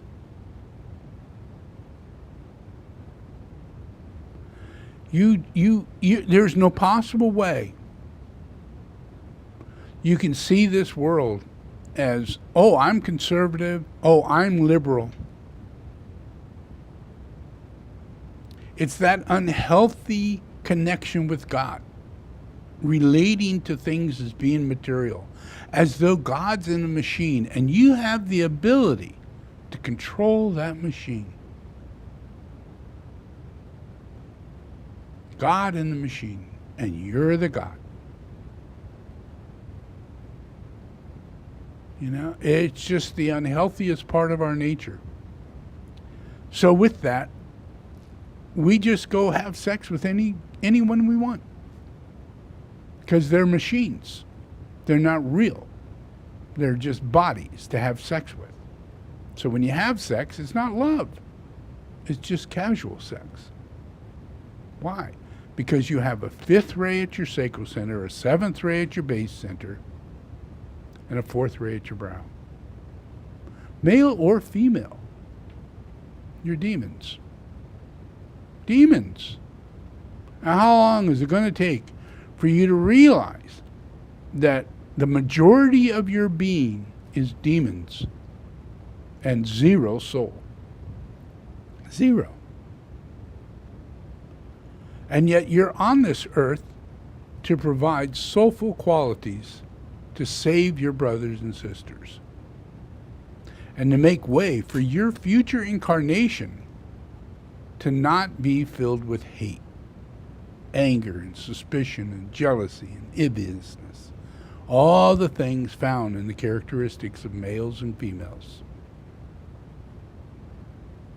Predominantly in females. Because most of these chakras that are changed on the lower chakra centers. And when those things change, those are communication centers. So we lose completely any communication between human beings, especially if you're a different gender. Because you can't see it. Your wisdom isn't clear enough. You immediately project all men are ugly. All men rape. All men are violent. All men are abusive. All men want to own everything, including people. It's just the way it is. And it's not true. There is extreme unhealthiness, and that is true. But the real truth is in our divinity. And we need to work toward developing that. Yeah. So one of the biggest ways on a planetary level, and this is not going to be easy for anybody, but we let Hong Kong go back to Hong Kong. It was owned by England. We let India go back to India. It was owned by England. They destroyed the entire process of England. They destroyed the entire process of India because of these lower chakras. And now,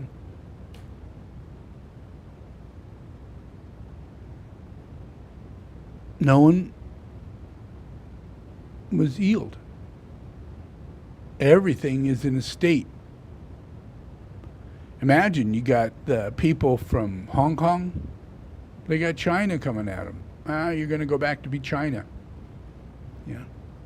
And you got the people in India, and they're going, well, we hate everybody. We only want to be Indian. Whatever that is, that's what we want to be. And so their growth, their evolution and everything is so stuck in a diluted past, that they can't grow. There's no health. So there's very few nations that are able to become soulful at this time. It's not the United States. I mean, would you include Texas? Would you include Florida? Would you include Omaha? No. Because those are the evilest places we got. Would you include San Francisco, Seattle, Portland? No. Because they're so sick. Society is sick. The towns are sick. They're so poor. Everybody's losing it. Poverty is at the highest place. People are homeless. No one cares. That's pretty bad. Imagine what that does to the earth. How does that affect the earth? Yeah. Those are big continents. A lot of imperil going in. A lot of anger, a lot of hostility. All the American Indians hate white people. That's not good. We can't live like that. We have to learn to love each other. Blend together. Become one. And go back to the earth. Treat the earth and everyone equally. But that's not going to happen for quite a while. Because it comes from the earth. The imperil you put into the earth comes ricocheting back into us. And unless we use our vehicles, our chakras, to transmute this imperil from the past and the present, and our evil projections toward the future, it's not creating a healing environment, let me tell you. So the only hope, and it will happen, this earth is paradise. So there is a zone, there is a location on earth that is a kingdom of heaven. It actually has chakras. And the Aboriginal people there that held those chakras in a healthy stage created a language of love. No other country in the world has a language of love as their national language. Males and females are 100% attracted to each other, have no difficulty communicating with each other and building families. That's because they're one with the land they're on, and they're Hawaiians. Hawaii. One of many places all over the earth. But this is one place that is more restricted, harder to get to, further away than any other location. So it really allowed for its own evolution, for its own manifestation under God's design. And it came out incredible. And the people came from everywhere. They came from Fiji Island, they came from the Polynesian Islands, they came from the Philippines, they came from Japan, they came from everywhere. So they had Minihuni, who were these really small people, around 3 to 4 feet tall. And they were the people of Hawaii up to about 1,000 years ago. And, it's just because they crossbred. That's who they were. They were just no real big people. But then that changed. And the islands from the Philippines, the places from Fiji, they got in their boats and they sailed all the way. They were led. Some of the stories are incredible. They were led by dolphins and led by intuition and telepathy, to find paradise in the middle of nowhere. And they found Hawaii.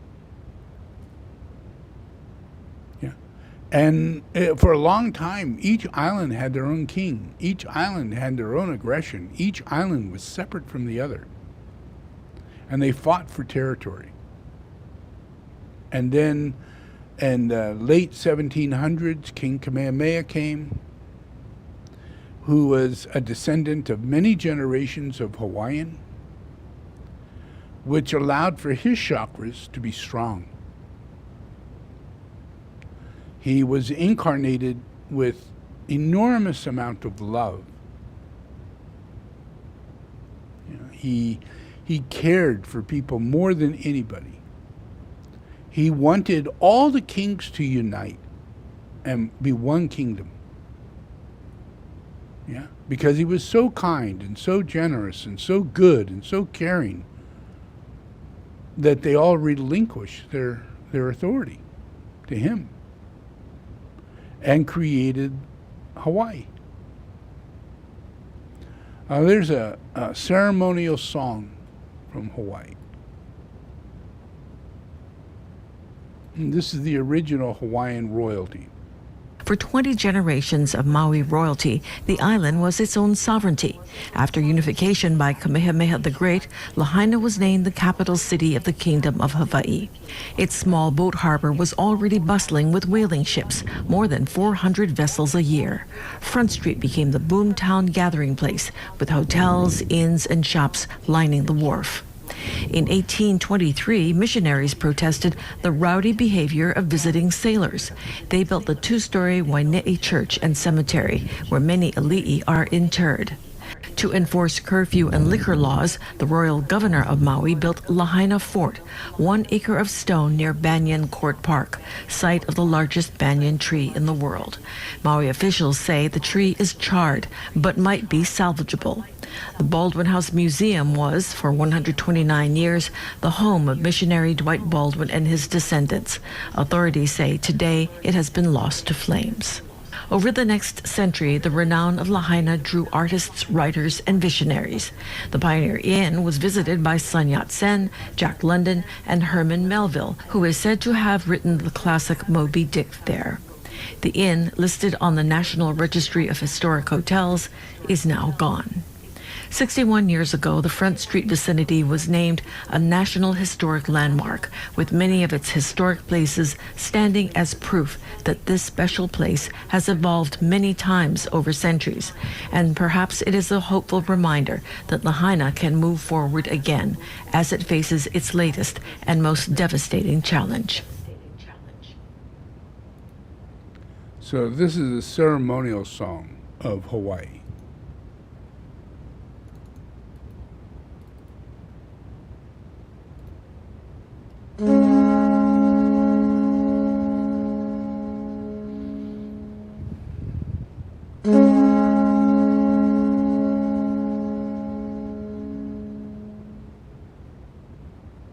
Ai hea ka mana Hawaii. Where is the Hawaiian mana? I ke kua hiwi, ke kua lono, ke kula, ke kahakai. Ku i ka mana. I ka wau maukele, ka wau akua, ka wau kanaka. Ku i ka mana.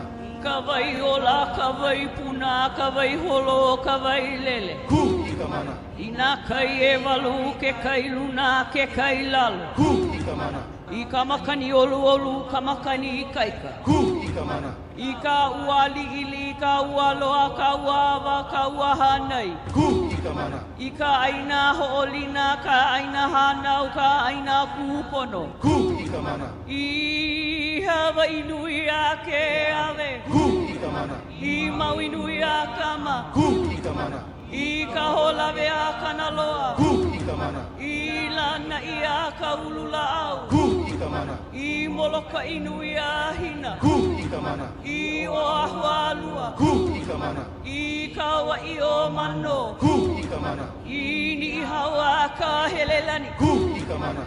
I nā moku manua nā kūpuna. Ku i ka mana. I ka mana o. E kai. Ka I kaika. E kai. Ka ala. E kai. Ka mana li'i. Ka mana loa. Ka mana lani. Ka mana kanaka.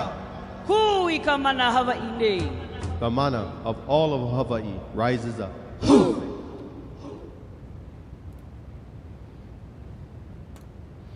So if you understand, mana is prana. Mana is soul. Mana is life. Mana is everything. Mana is God's consciousness and mind. Yeah. So everything in the ceremony speaks of mana raises you up. Mana raises you up. Yeah.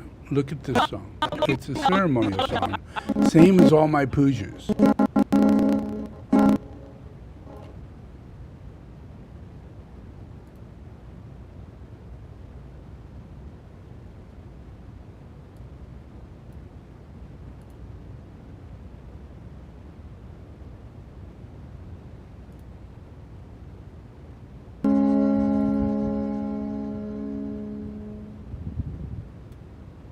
Ai hea ka mana Hawaii. Where is the Hawaiian mana? I ke kua hiwi, ke kua lono, ke kula, ke kahakai. Ku. So this is an invocation. Where is the Hawaiian Islands? In the different land divisions from sea to mountain. And then it says, rises the mana, lifts it up. Then it says, in the different forests of God and man, rises the mana up. Rises the mana. Then the living water, the springs, the flowing water, and the waterfall rises the mana up. In the 8 seas, the sea above and the sea below, rises the mana up. In the gentle wind and the strong wind, rises the mana up. In the light rain, the big rain, the bitter rain, the rain that brings life, raises the mana up. In the inherited land, the birthplace, the independent land, raises the mana up. In the islands of Hawaii, raises the mana up. And then it names the different islands. The island of Maui raises the mana up. The island of Kahaloi raises the mana up. The island of Lanai raises the mana up. The island of Molokai raises the mana up. The island of Oahu raises the mana up. The island of Kauai raises the mana up. The island of Nuhoa raises the mana up. In the bird islands of the ancestors, raises the mana up. In one mind, one The mana strength, of all one of path, Hawaii rises the up. small man's big man, heavenly man, people's man, mana of all Hawaii raises up.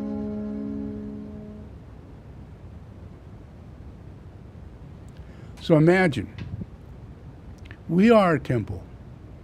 Hawaii is a temple. Raised up in the center of the sea, where all the good people of the earth have been led to.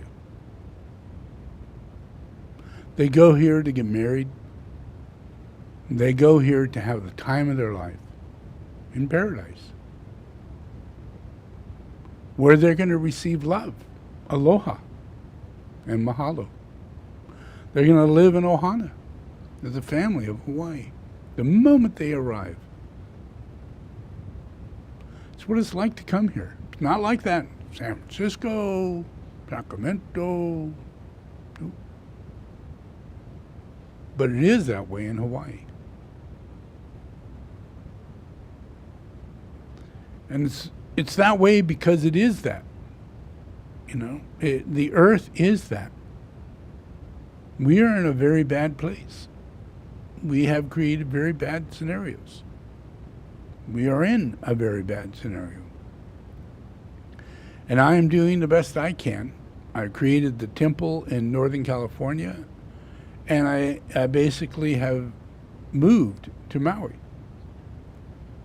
in order to sanctify the earth from a place that allows that mana to go up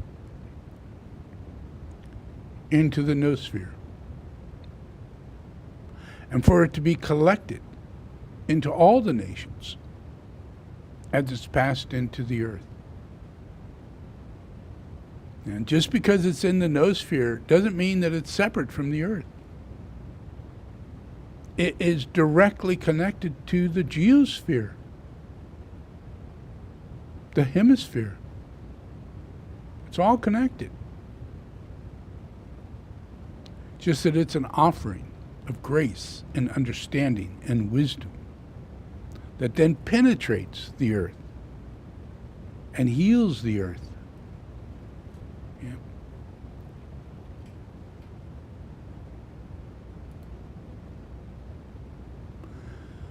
This is the way Hawaiians think. If he lands that bulldozer on this property, I can call the cops and he's gonna get arrested for desecrating our burial. So it's so hard, you know, that people just don't understand what it means, what our kupunas mean to us. You Hawaiian? No, we all Hawaiian, but we don't need air. But you know what? What? You gonna destroy? No, we're not gonna destroy. We're not gonna destroy nothing. What? I'm asking you. Are you Hawaiian? No. Okay, then you don't understand. I don't understand. You don't understand the culture. There is boundaries that you have to stay away from. And we are going to the state, not me. Yeah. No, your realtor was supposed to tell you. We're not going to touch the burial site. I guarantee. Look, I don't want to touch the doors up. I don't like no hot lock. I know what it is. I'm not touching them. I'm not going to close. They don't understand. You know, all the land of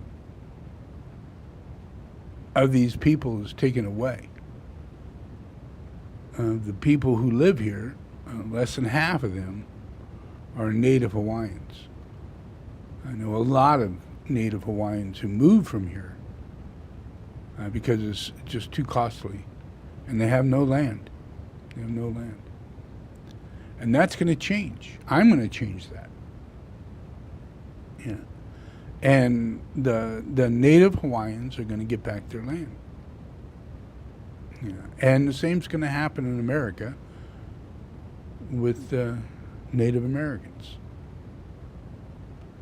But this is important for everybody to understand what my intention is, why it is I'm doing this sort of thing, because I need to heal the earth. You know, you don't heal the earth by doing a half-assed job and not understanding anything and being materialistic and think that you could just take a bulldozer and change the look, and that there's no spirit involved. There is, and this is a sacred land, and these are sacred people, and you could see that young man was so overwhelmed. He's not of anger. He's not of hostility. He's of compassion for the land, for the people on this land. You know, we're sacred people. We want to be buried on sacred land. We want to live a sacred life. We want to be provided by God because we know that is what goes on. And we don't want to be in this other boat where everything's materialistic and you don't give a shit about the land or God.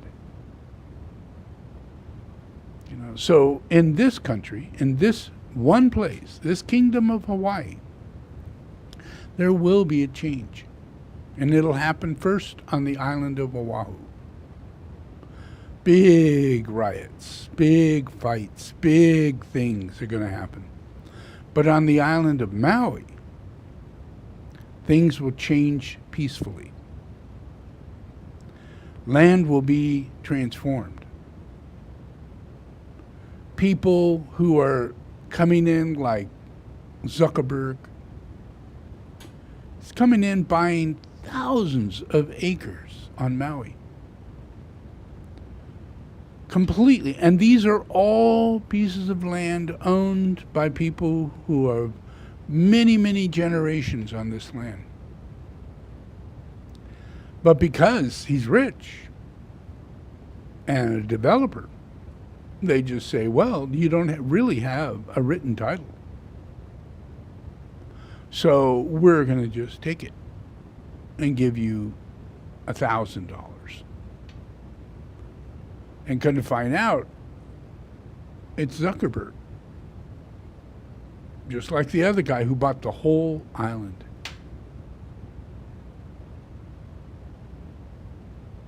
You know, so that will change. Zuckerberg's not coming in. He actually has been kicked out.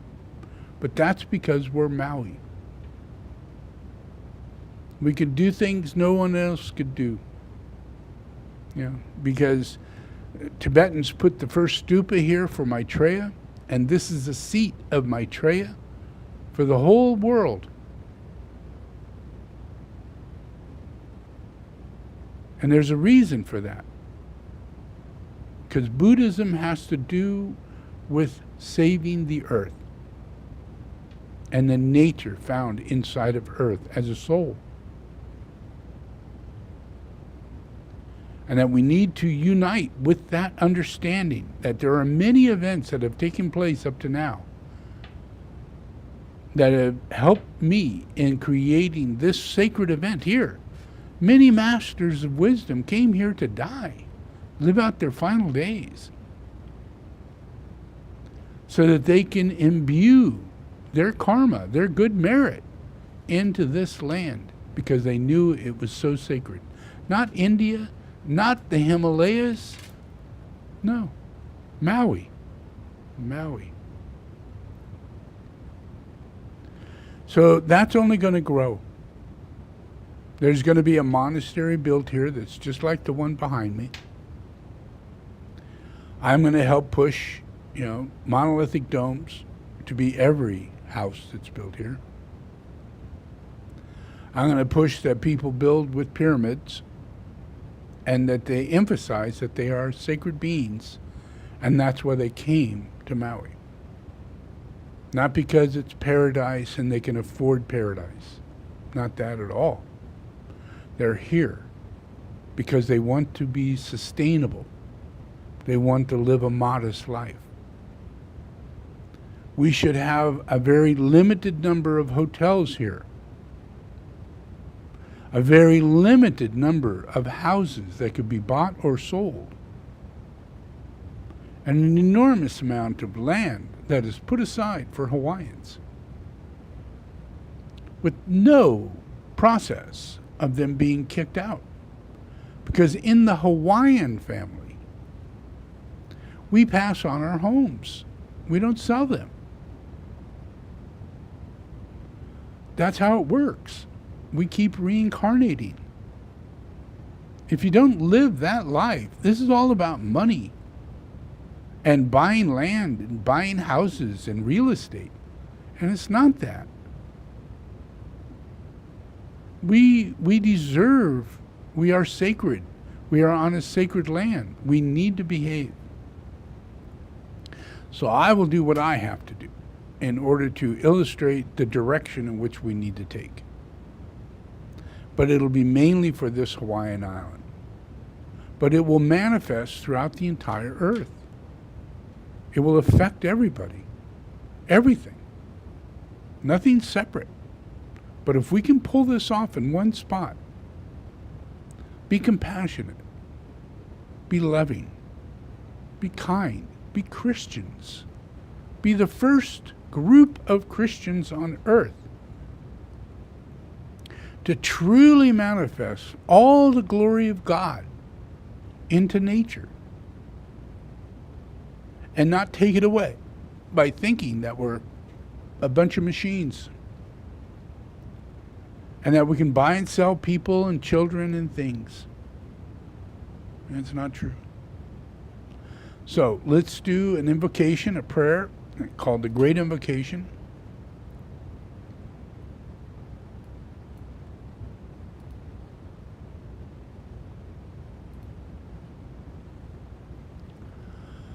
Okay, just listen to this. I have this in a video form. I'll play that at another time. Right now we're just going to do the audio.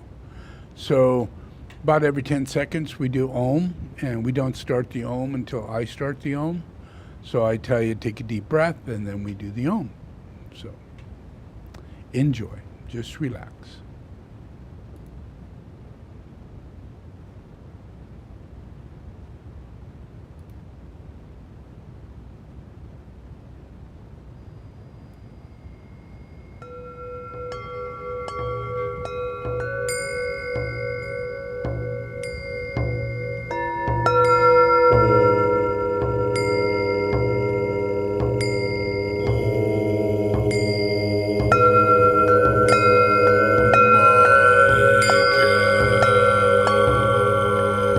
Let the forces of light bring illumination to mankind.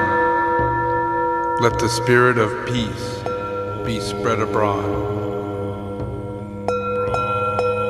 May humanity of goodwill everywhere meet in a spirit of cooperation.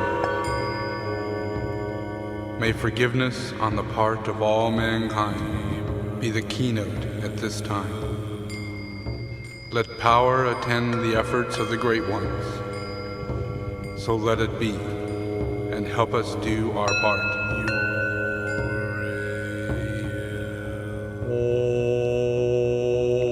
Okay, take a deep breath.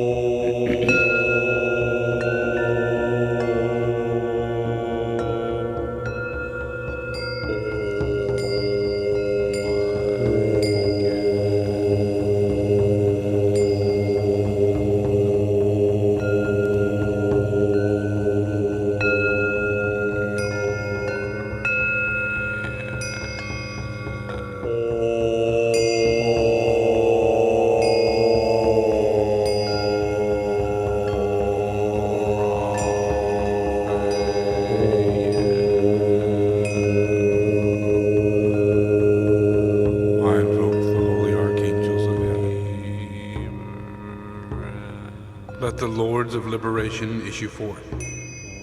Let them bring succor to the sons of mankind.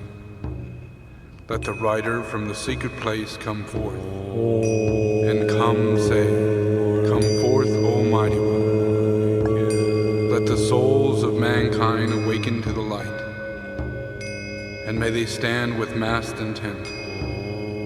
Let the fiat of the Lord go forth. The end of the woe has come. Come forth, O Mighty One. The hour of service of the saving force has now arrived. Let it be spread abroad, O Mighty One. Let light and love and power and death fulfill the purpose of the coming one. The will to save is here. The love to carry forth the work is widely spread abroad. The active aid of all who know the truth is also here. Come forth, O Mighty One, and blend these three. Construct a great defending wall. The rule of evil now must end.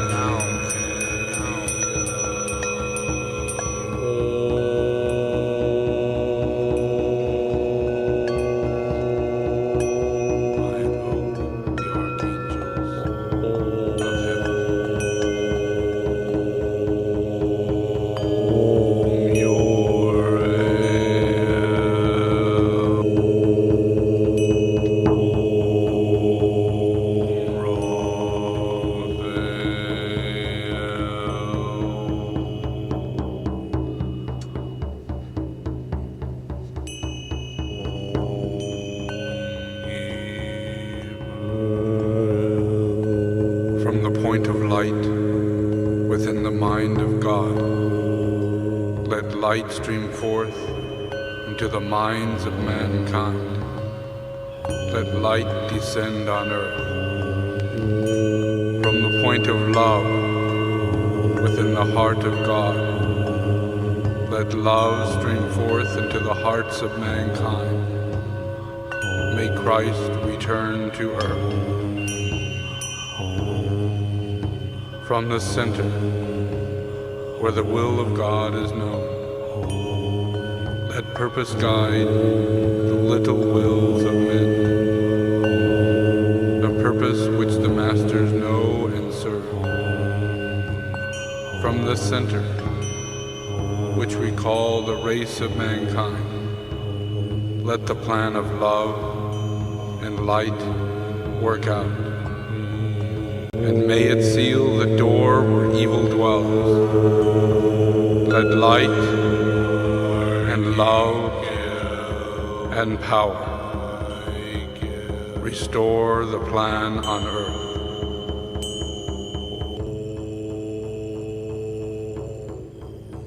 Maitreya.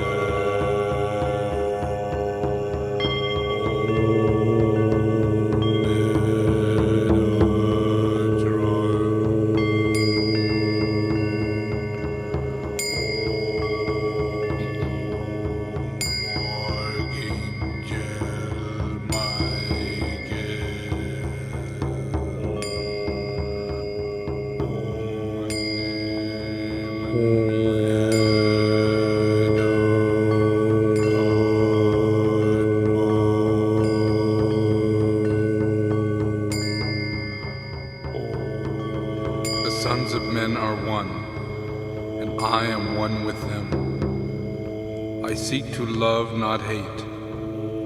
I seek to serve and not exact due service. I seek to heal, not to hurt. Let pain bring due reward of light and love. Let the soul control the outer form, and let life and all events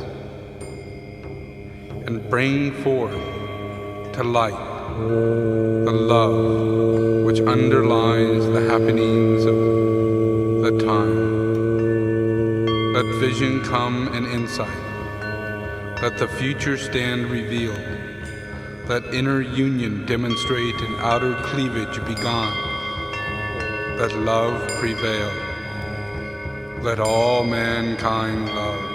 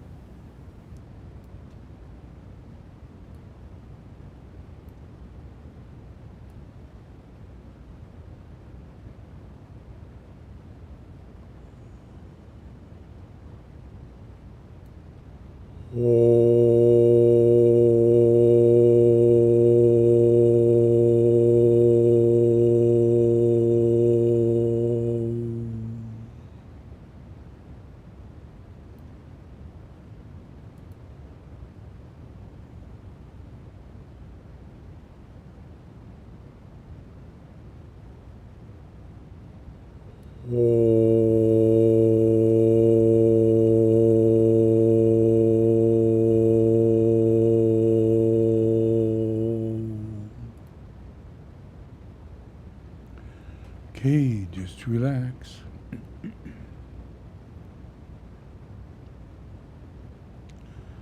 Okay, as part of this thing, I will abolish all homosexual demons on earth. They just won't be coming back. So the process is the fact that we are all temples, even Mr. Trump. So due to the fact that he is a temple, I'm radiating the shit out of his demon.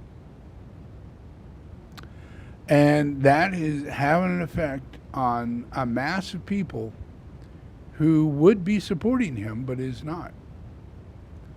And a constitution that I developed that does not support him and keeps him from being president again. And this is that situation. Members of the Federalist Society, the conservative legal group, and proponents of originalism, the method of interpretation that seeks to determine the Constitution's original meaning. One of those professors, William Bawdy, summarized their conclusions saying, quote, Donald Trump cannot be president, cannot run for president, cannot become president, cannot hold office unless 2/3 of Congress decides to grant him amnesty for his conduct on January 6th. I don't see that happening. Do you see that happening? No, you don't see that happening. You may have a different view, but we will all have the same view, and this jackass is going to jail. He is not ever going to be on the ballot to be elected president. He won't make it that far. We have so many crimes against him. He's a criminal. He's in criminal law right now for treason. Treason, people, treason.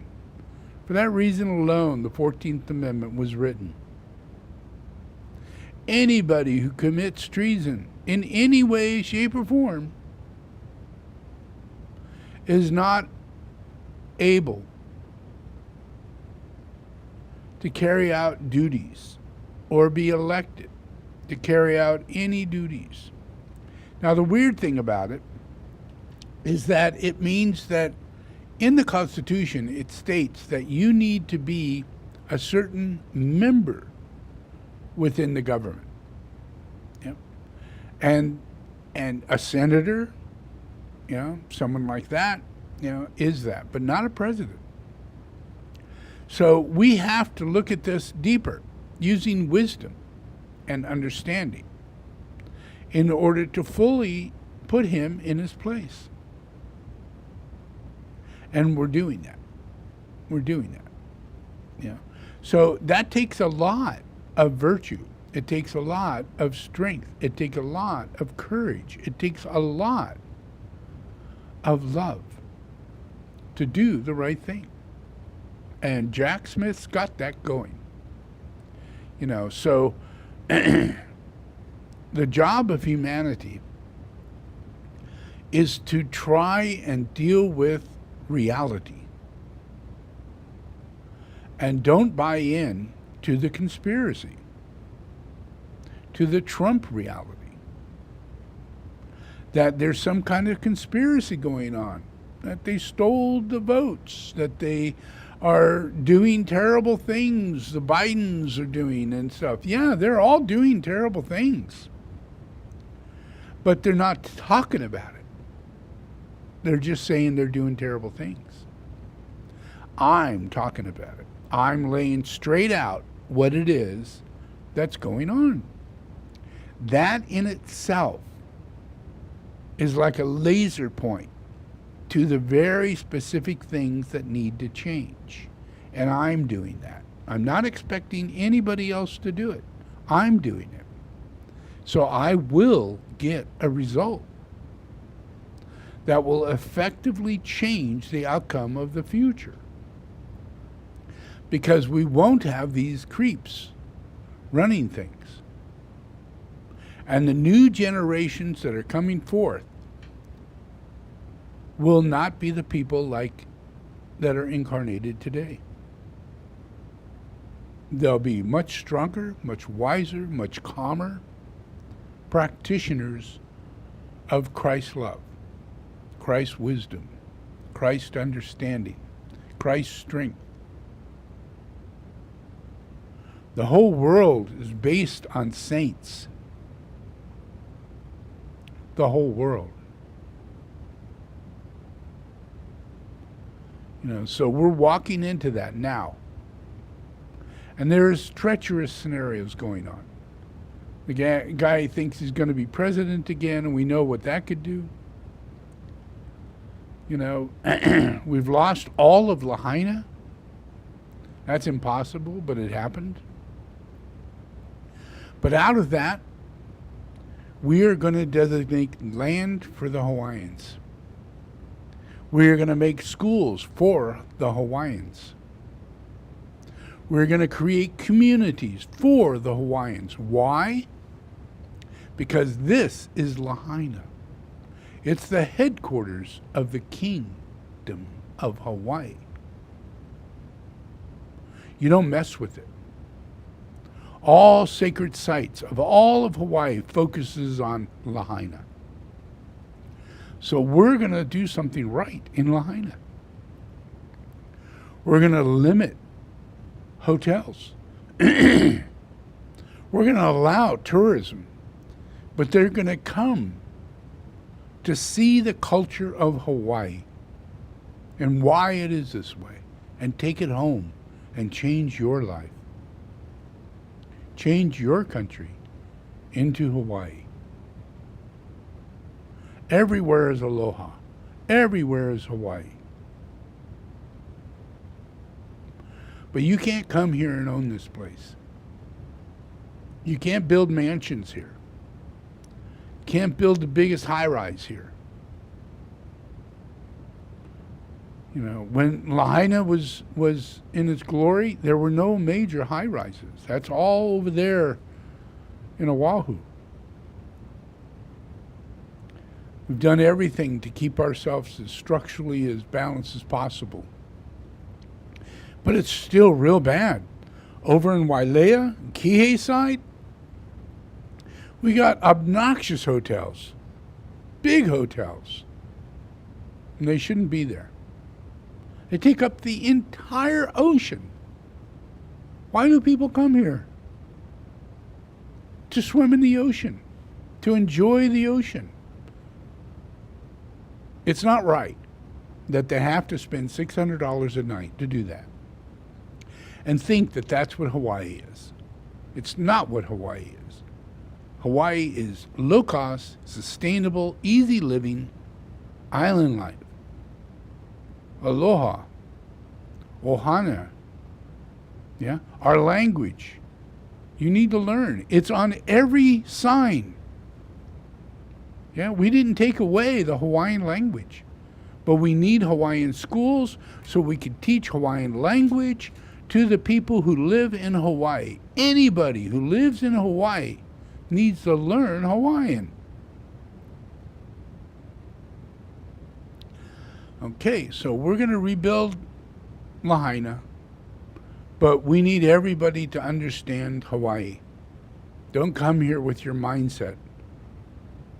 You know, have a deep respect for this land. A deep respect. Deep, deep, deep respect. These people are brought here from far, far away because of their heart, because of their past lives, because of their spirit. And they're here to help heal the earth. Aloha. That's what Hawaii is. How to heal the earth, the whole earth, the whole earth.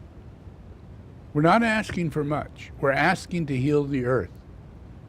Give us back Hawaii. Let us do what we do. Come and visit us.